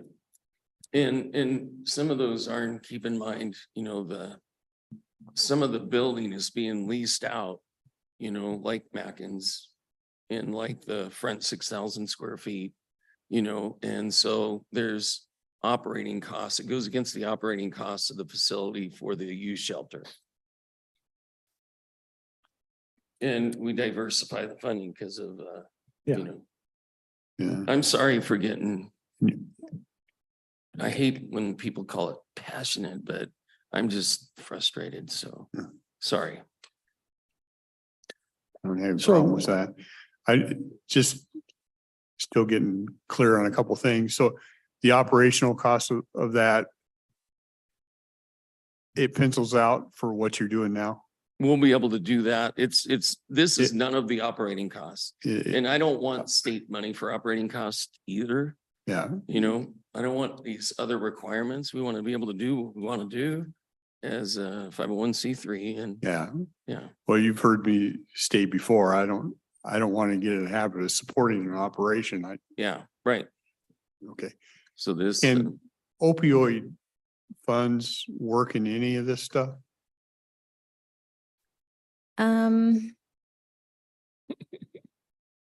It's a good question. If it were a treatment facility, I'm not sure where that flexibility is. I think Yeah, there would have to be some demonstration that these youth have a substance issue or something like that, but we could get some more opinion on that.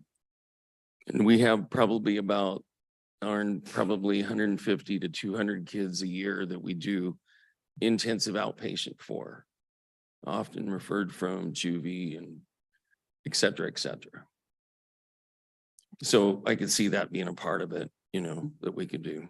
Mhm. Okay, and I apologize, I have to sneak out, but I'll catch up on the rest of the meeting. yeah, yeah. Thanks, Gene. So we've got a lot to talk about, and I just don't know where to begin, but since we can't do it in private, we can do it here now or over time. I don't think we're going to get an answer this afternoon Yeah, on stuff.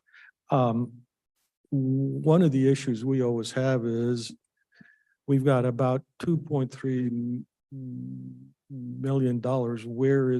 Where do we get the most bang for the buck? And that's always a difficult decision. It includes the eye of the beholder.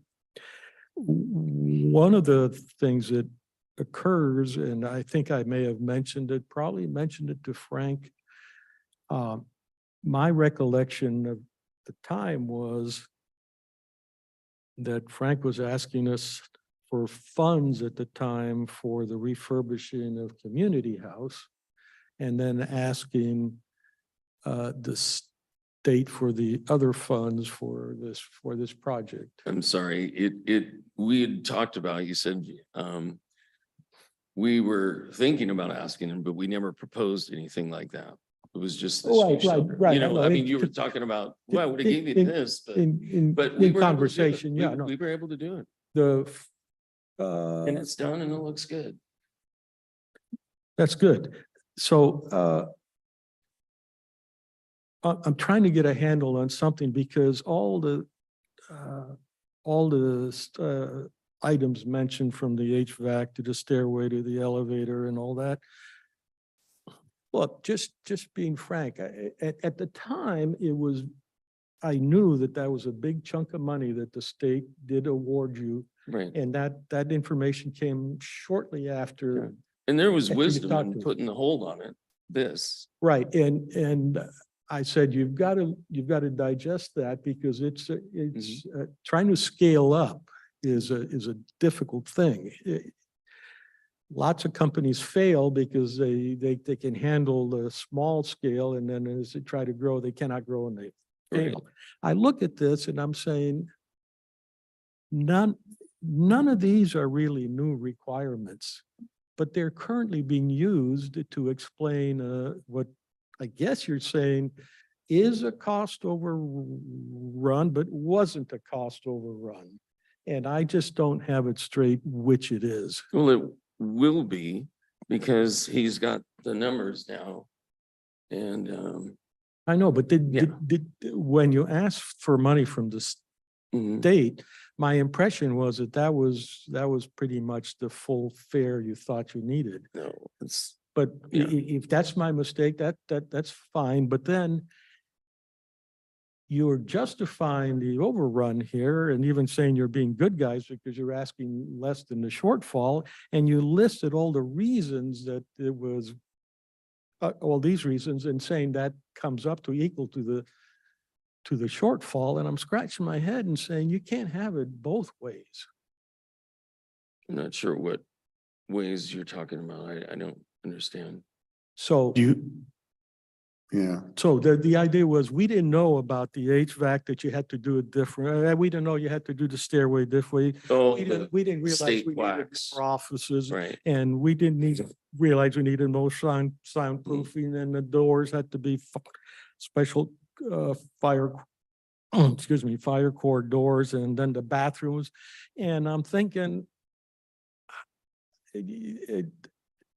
that is something that was knowable before embarking upon this. Another way of saying this is, if I know I'm going to have 5 million and it's in my hand now, I'm going to look at things and I'm going to scale things and look at how I'm going to do things within 5 million while I try to scare this other funding up. I don't assume that I'm going to be able to get another 2.4 million bucks.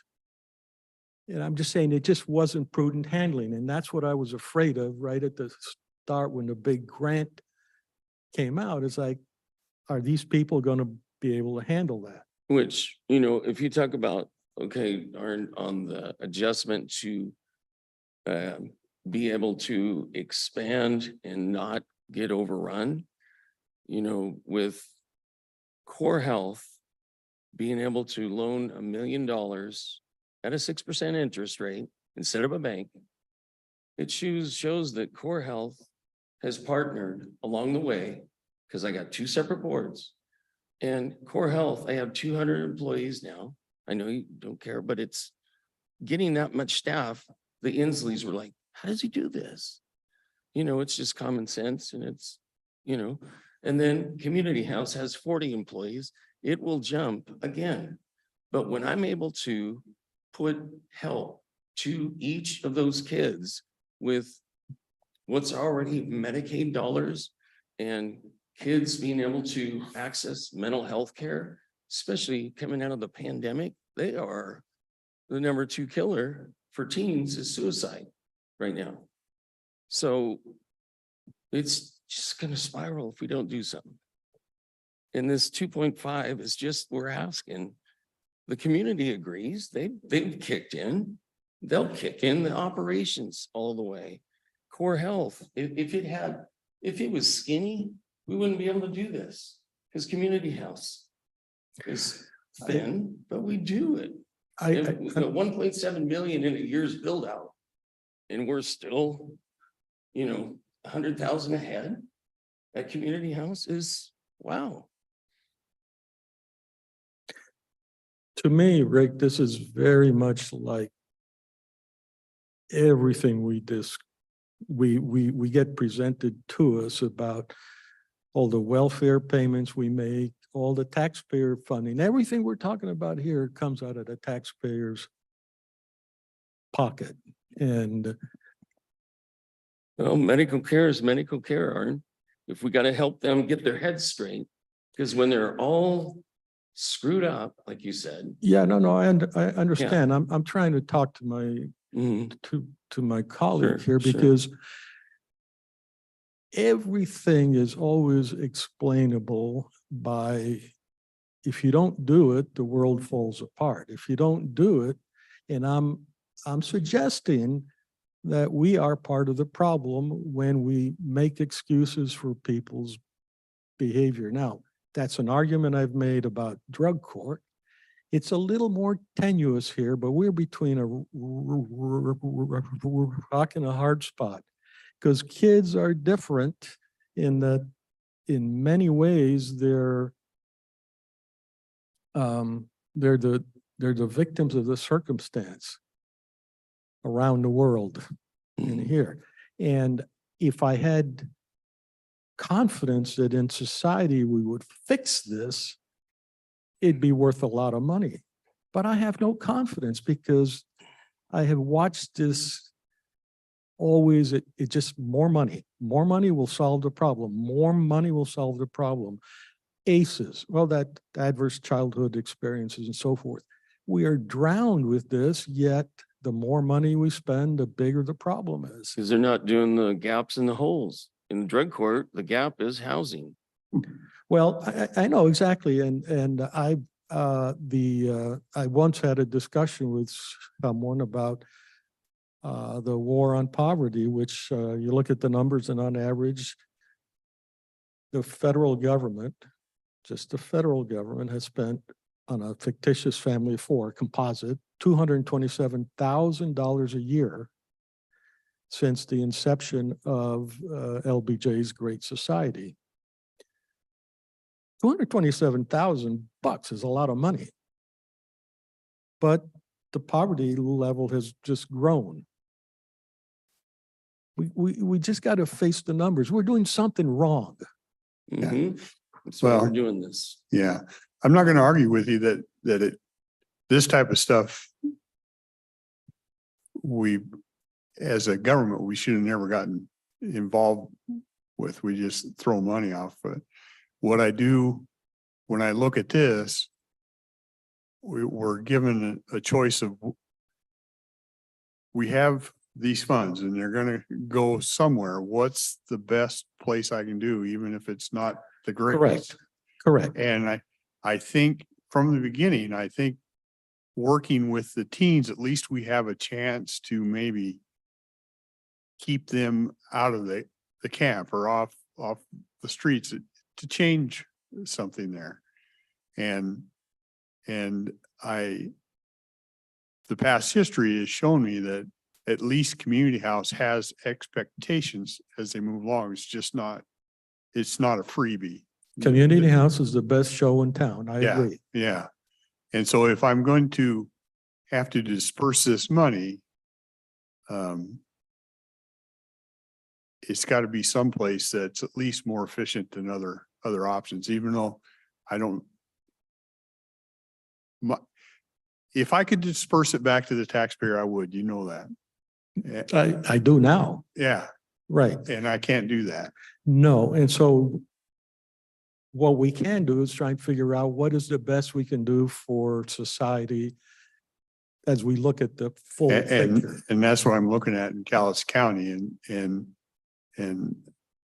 I think this is a stronger argument than some of them I have heard. Oh, I go apoplectic over Lower Columbia cap and the money we spend there. Yeah.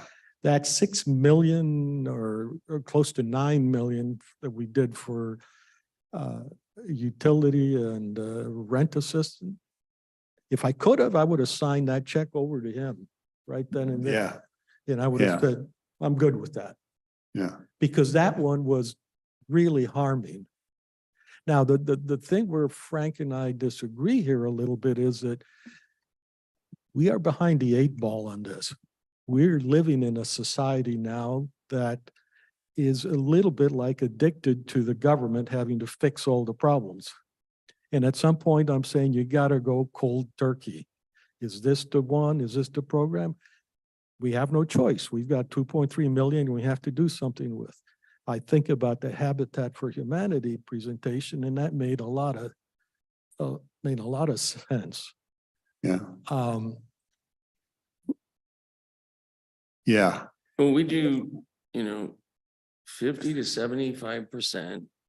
Way I say 50% individuals, 75% families that exit into stable housing because they've broken addiction and they're stable mentally. We're in the hundreds. We're not in the tens. The hundreds every year. Hundreds of people recovering, not tens or fives or 20s. I'm not putting down others, but I'm just saying this is quantitative. One of the things is there was a meme about fairy tales used to begin with once upon a time, and now it's the experts say is how the fairy tales begin. So I have to be very careful here, but I am suspicious of all kinds of numbers, and in this particular case, my gut tells me that this will help 100 people at the cost of maybe another 500 people outside, because we're giving them the cushion. If I know I'm going to fall and nobody's going to pick me up, that's different than if I know I'm going to fall and somebody will pick me up. We have no certainty what these kids are done. We're told time and time again, the formative years are already over with by the time they're 15. Well, we've got living examples of moms prostituting their daughters down at Ilane at 15 years old or 14 years old. We've helped those people. We gotta, addiction derails people's brains, and it's gonna be a worse problem with the border. And so I think we need to front load. And this 2.5 now, divided over the next 40 years, times the kids that we help each year, like 100, that's 4,000, which you're not even adding in how many kids would get pregnant if they didn't have boundaries. Yeah, those are all good words. And I'm just saying, I don't see the data. You gotta be in the fire. And we're in the fire. My clinicians, 135 out of the 200 employees, are seeing the clients. They're extracting them out of environments. I want no more to do with drugs. Go to my house, take them, and let's throw them away. And I got 10,000 Xanax and 2 little bales of marijuana I discard at the police station. We're heading stuff off because people are enabling, and we're going to put them to work. It's good words, but we wouldn't be successful if we didn't hold to what we do and what we say. Yeah, I'll go back to the 227,000 a year. Clearly, the recipients weren't a family of 4. Along the way, just about everybody, the clinicians, the welfare workers and so forth, the case workers, as was discussed earlier, they're making a living off this. Well, they're paying taxes too. Oh, come on. Don't they pay taxes? Of course they pay taxes. Oh, okay. All right. Everybody pays taxes. Am I wrong on that? But if I build something that you want to buy, that's better than as if I take money from Rick Dahl to pay you and you say, okay, I'll pay taxes on the money I took from Rick Dahl. But this is, yeah, this is this is not for Frank Gain. I'm gonna probably be out of this in 4 or 5 years. This is for Cowlitz County. Hey, It isn't for my benefit. It's not a, look at me. We're gonna do it because we got 5 million. And obviously we need it because right now we're kind of on hold till the state reimburses us and then we'll just inch along, but we're gonna do it. We're gonna do it. They have the expertise. We have the expertise and I've geared up all along the way. I don't know how, it's gotta be a God thing. And we've just common sense, but hard work. And I'm not smoke showing you and I'm not trying to sell it to y'all.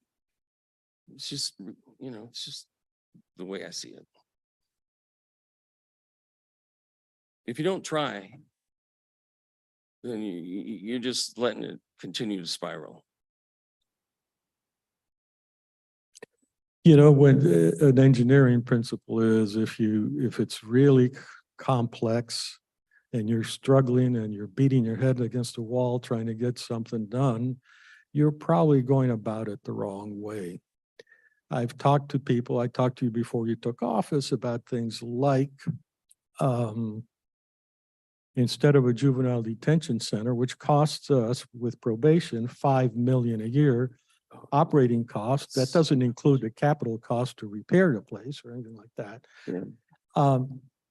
We could buy a farm from a retiring farmer here and we could do something like have bunk houses and all kinds of stuff and it wouldn't cost $8.1 million. It wouldn't, and we could repurpose that 5 million we use, which I think is largely throwing the money away because we don't help the youth. You've seen the detention center there. I'd much rather send them to you. Yeah. I'd much rather send them to you than to send them to the detention Right. center. So I'm not arguing against that. Yeah, thank you. Yeah. I just, it's gonna cost no matter what if you build anywhere. And Davis-Bacon eats up the money pretty darn quick. And it's required.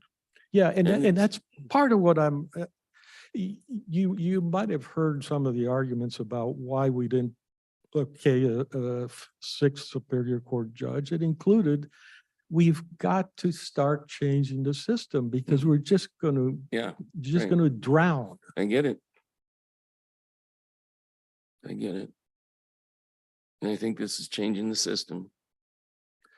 Something that hasn't been there that needs to be there. Changing the system is doing away with the Department of Education. Well, I I can't. mean, we spend $250,000 on every student K through 12 cumulative, and most of them don't get anything out of it. Right. I mean, all the kids you end up talking to have gone through the public school system, which is a disaster. Mhm. Agree. But we got a good graduation rate.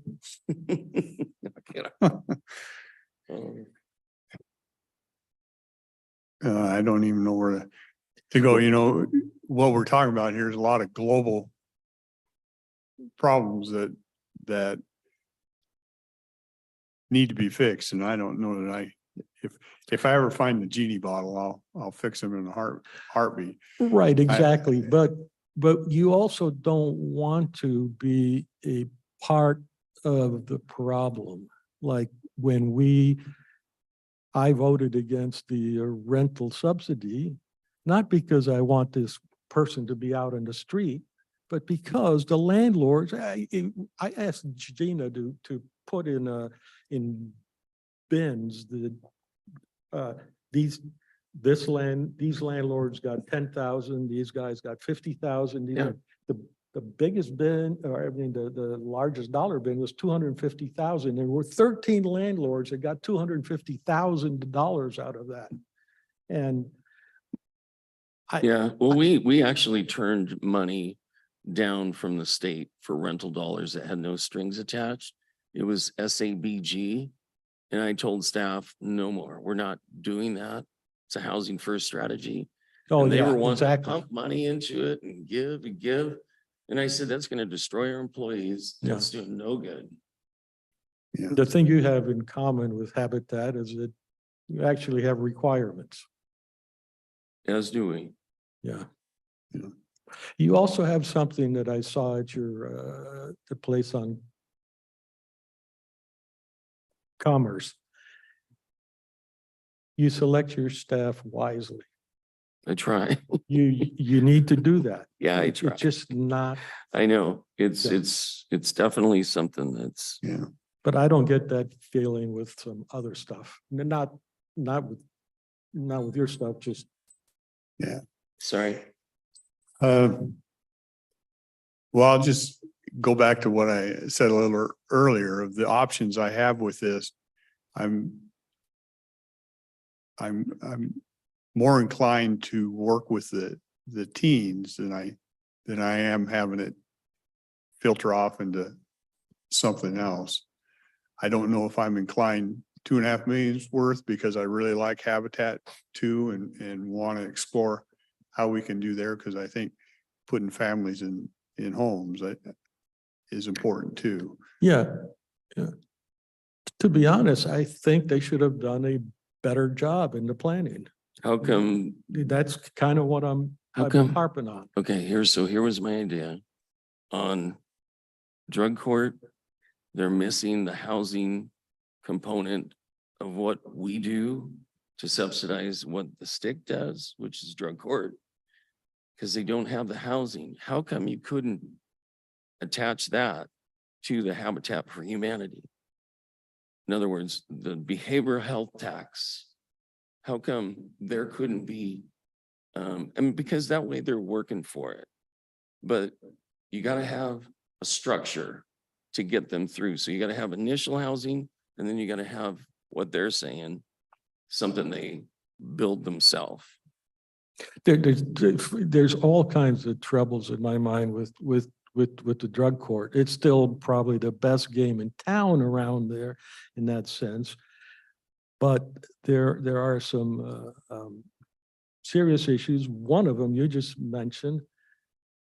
You go back to the environment that Right.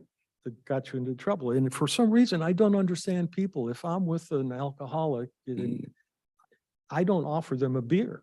Mhm. In fact, I try and chase them away from any situation that even appears like a drink. Right.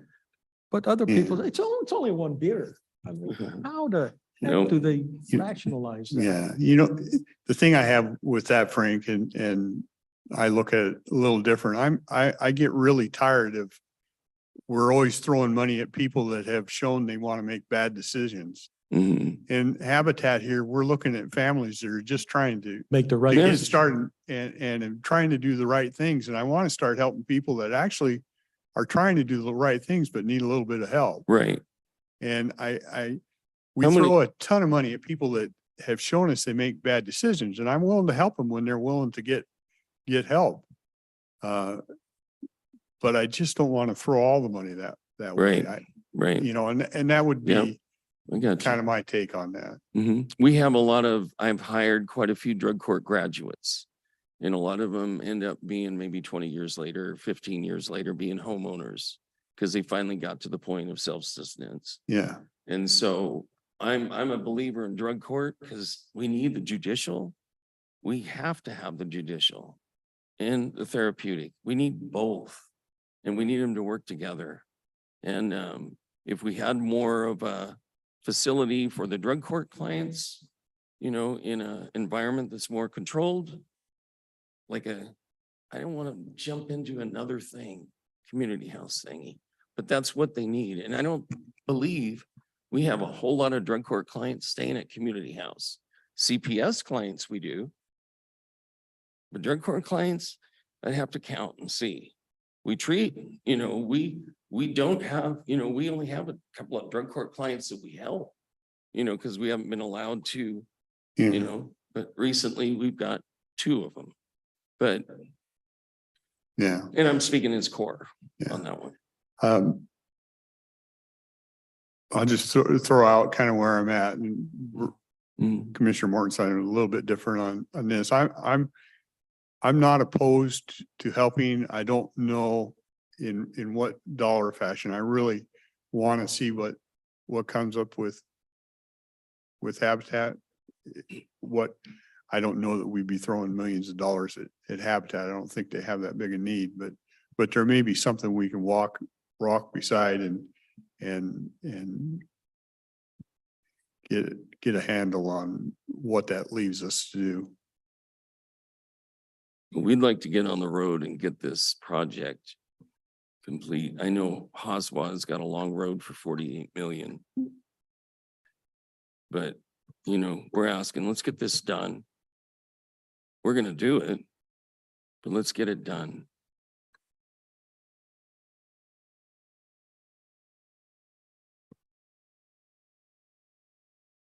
We've proven it. Yeah. We have. So.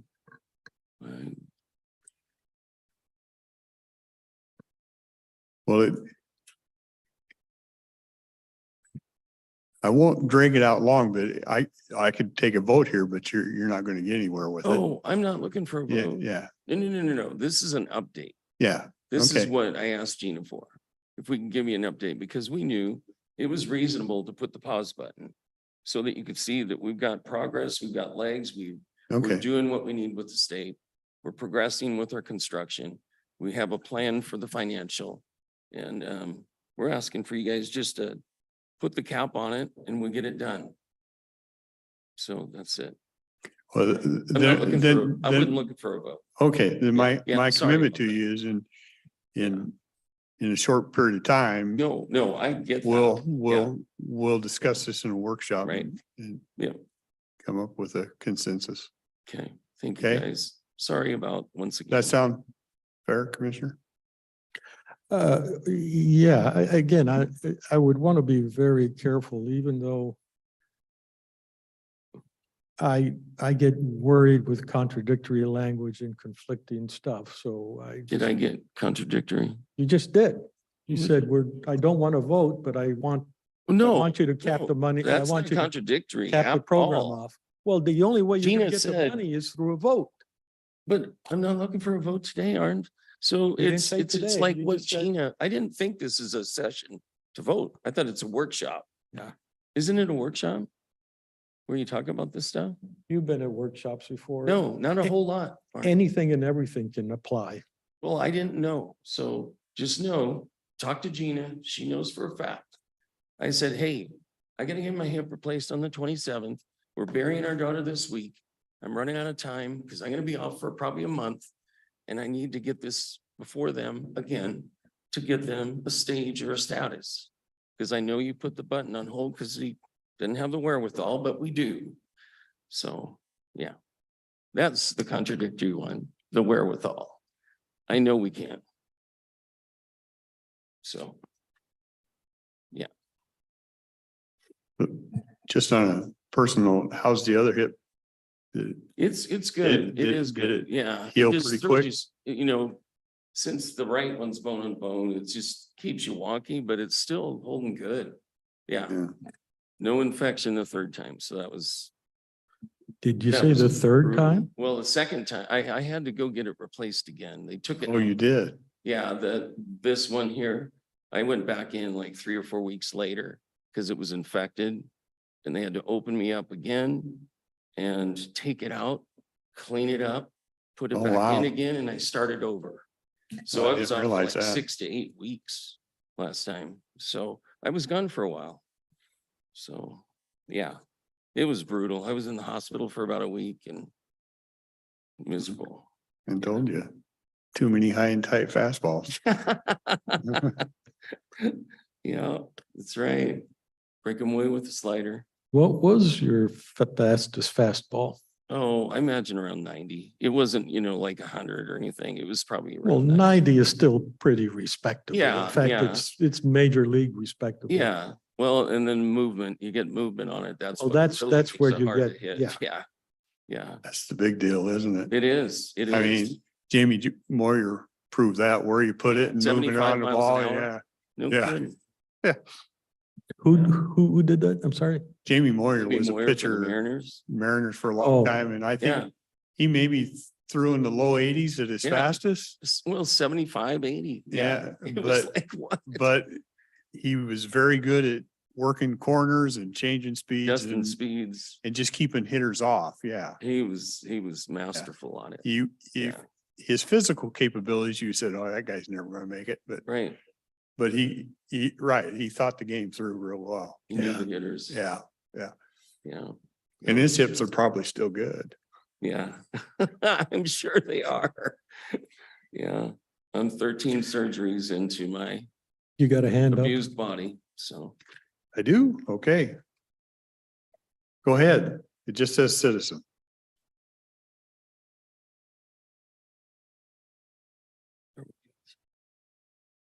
Oop. Jumped off. They jumped off. Hmm. Are we done, guys? Yeah. Right. Yeah, yeah. Thank you. Thanks, it's good to see you, Oh, Frank. uh, You too, Bill. Hey, Frank, you want this? Yes. Oh, thank you. Yeah. Thank you.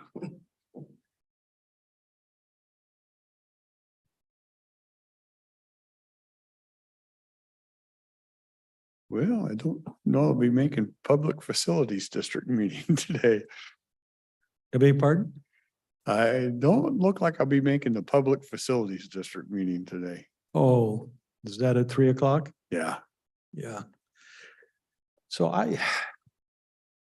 these kinds of things I really don't like. It's, I'm convinced that we're shooting each other in the foot all the time.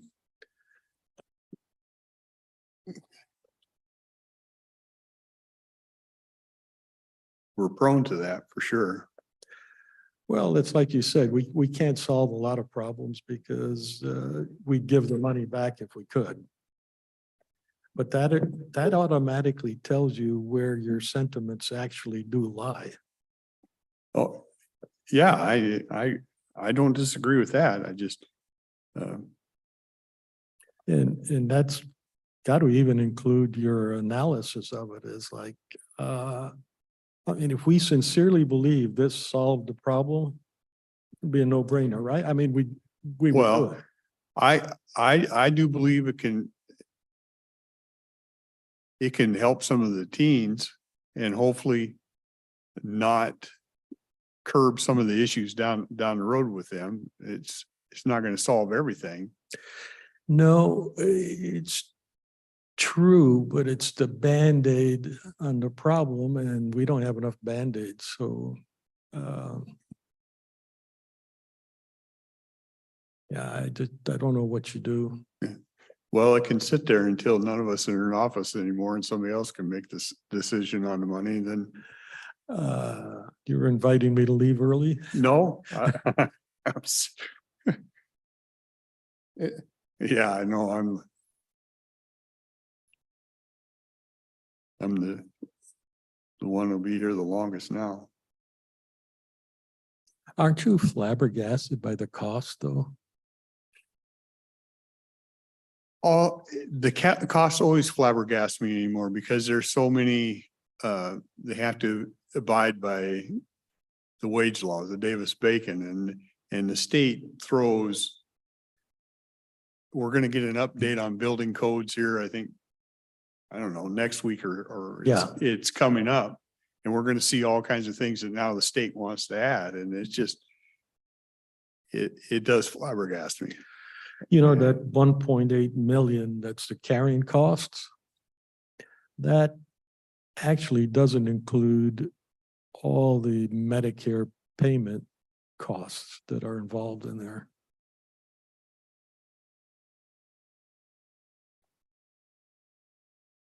And it's always strange that Core Health and Community House on Broadway, Frank's on the board of both. They're both his children, and one is donating to the other. And I'm like scratching my head and saying, I can't get my head around that too well.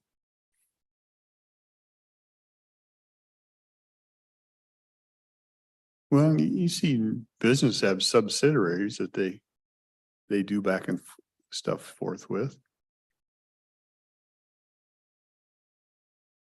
Yeah, Credit unions could have through a function. And what they call them, they had a name for them. Like you could right. have an insurance company or something and you would, Right, they would spin off an escrow yeah, company. yeah. Yeah,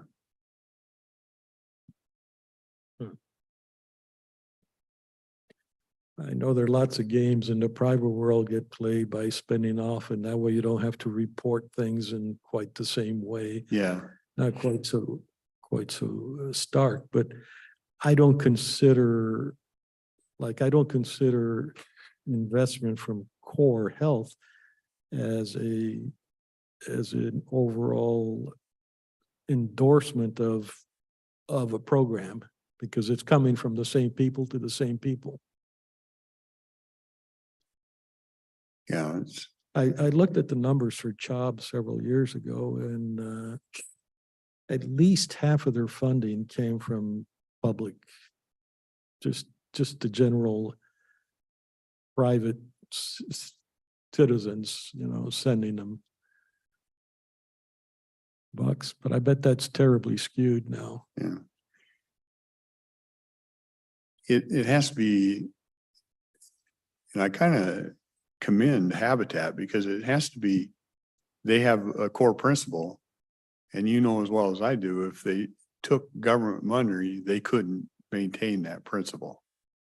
Yeah, that's Because they'd be told what they're going to do. And they've taken the tack that they're going to self-fund. She said they self-fund these houses, and that's one of the limitations on how many they can build. yeah, and then But it gives them control over how they do it. well, it gives them super efficiency. They can build without having to pay Davis-Bacon Right. kind of things. And it may be that we cannot help Habitat for Humanity because we would be hurting them. And that was one of my comments. I don't want to be the point. I'm not here to tell you how to do your business. If I can walk alongside and you do what you do, and we just provide some help. I took that as a more personal comment. You're just saying in general, if the government gets involved with Yeah, you, we they'll don't, tell you how to do things, and that's not good. I don't want to Yeah, put any of that on them at all.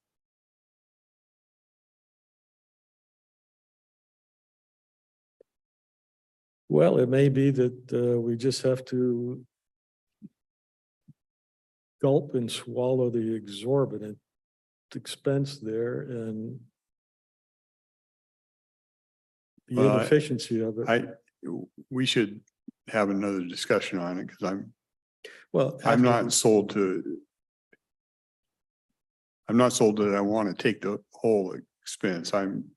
Well, that was the other question I was going to ask, and I decided that there'll be time to ask, which is what recourse do they have? I mean, he outlined things. Well, we can build it without HVAC. No, you can't. We can build it without the stairway. No, you can't. You can build it without the elevator. Possibly, but you'd be an ADA violation.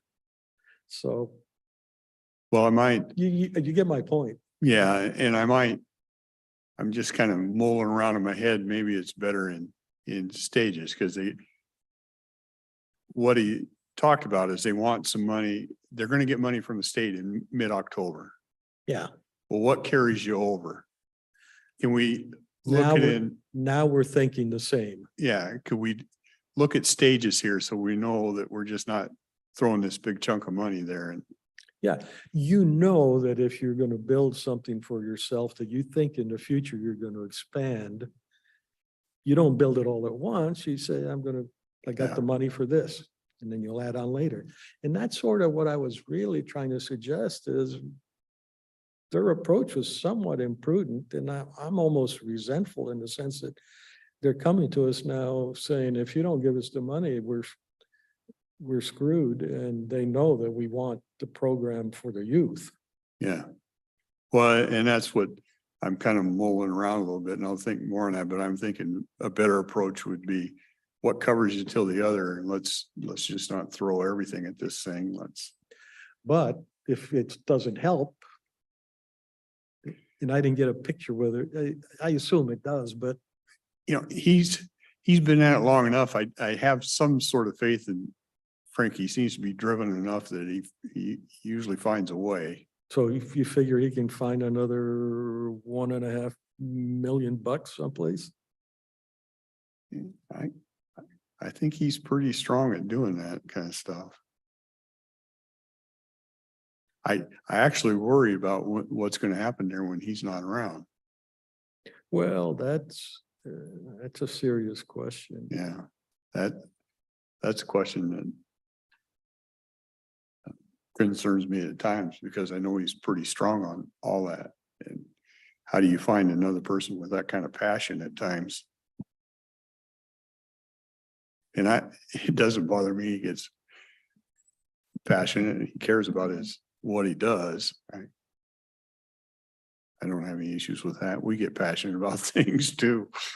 But that's that's essentially part of my overall concern with when you're operating CHOB and it's fairly limited, it's a different thing than when you're operating something that's now got a annual carrying charge of like 4 million. If you take everything into account, Oh, if 1.8, you put it all together. Yeah, now I'm saying you're responsible for 4 million, just the operational costs, and I'm thinking, that's a different ballgame than 400,000. It is bigger nut to crack every year. Yeah, and it has to deal with succession and all that kind of stuff. Not a question we're gonna bother with here, but Yeah.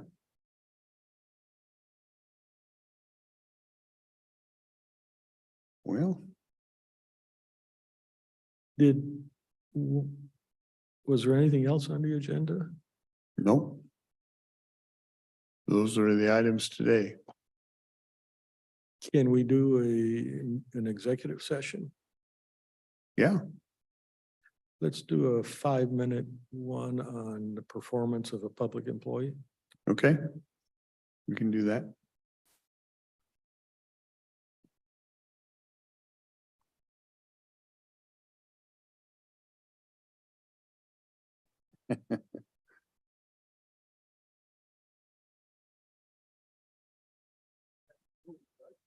Well, I know, right?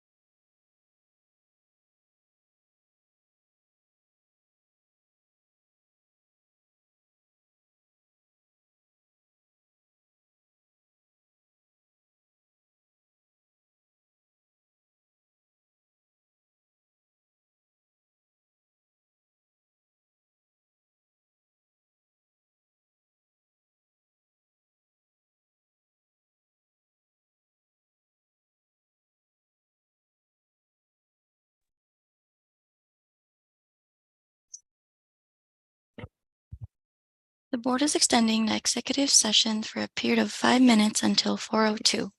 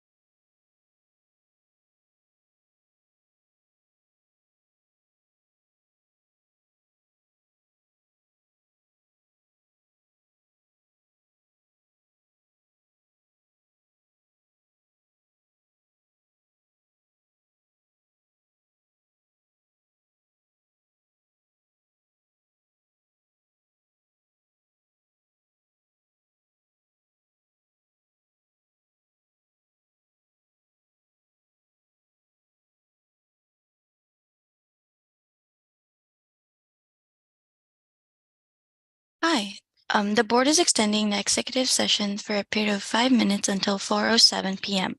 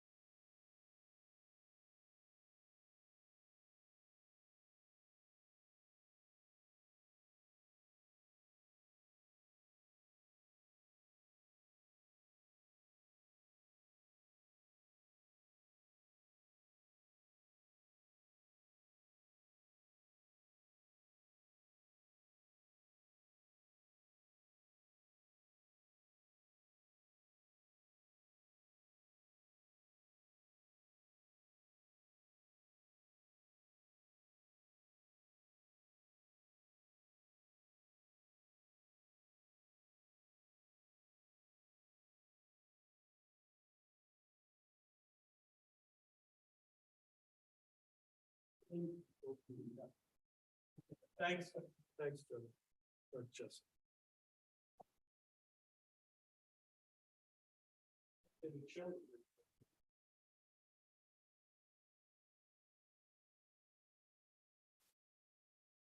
Okay, back from executive session, no decisions were made. I think we're done We're for the good. day. Okay, we will adjourn. Thank you.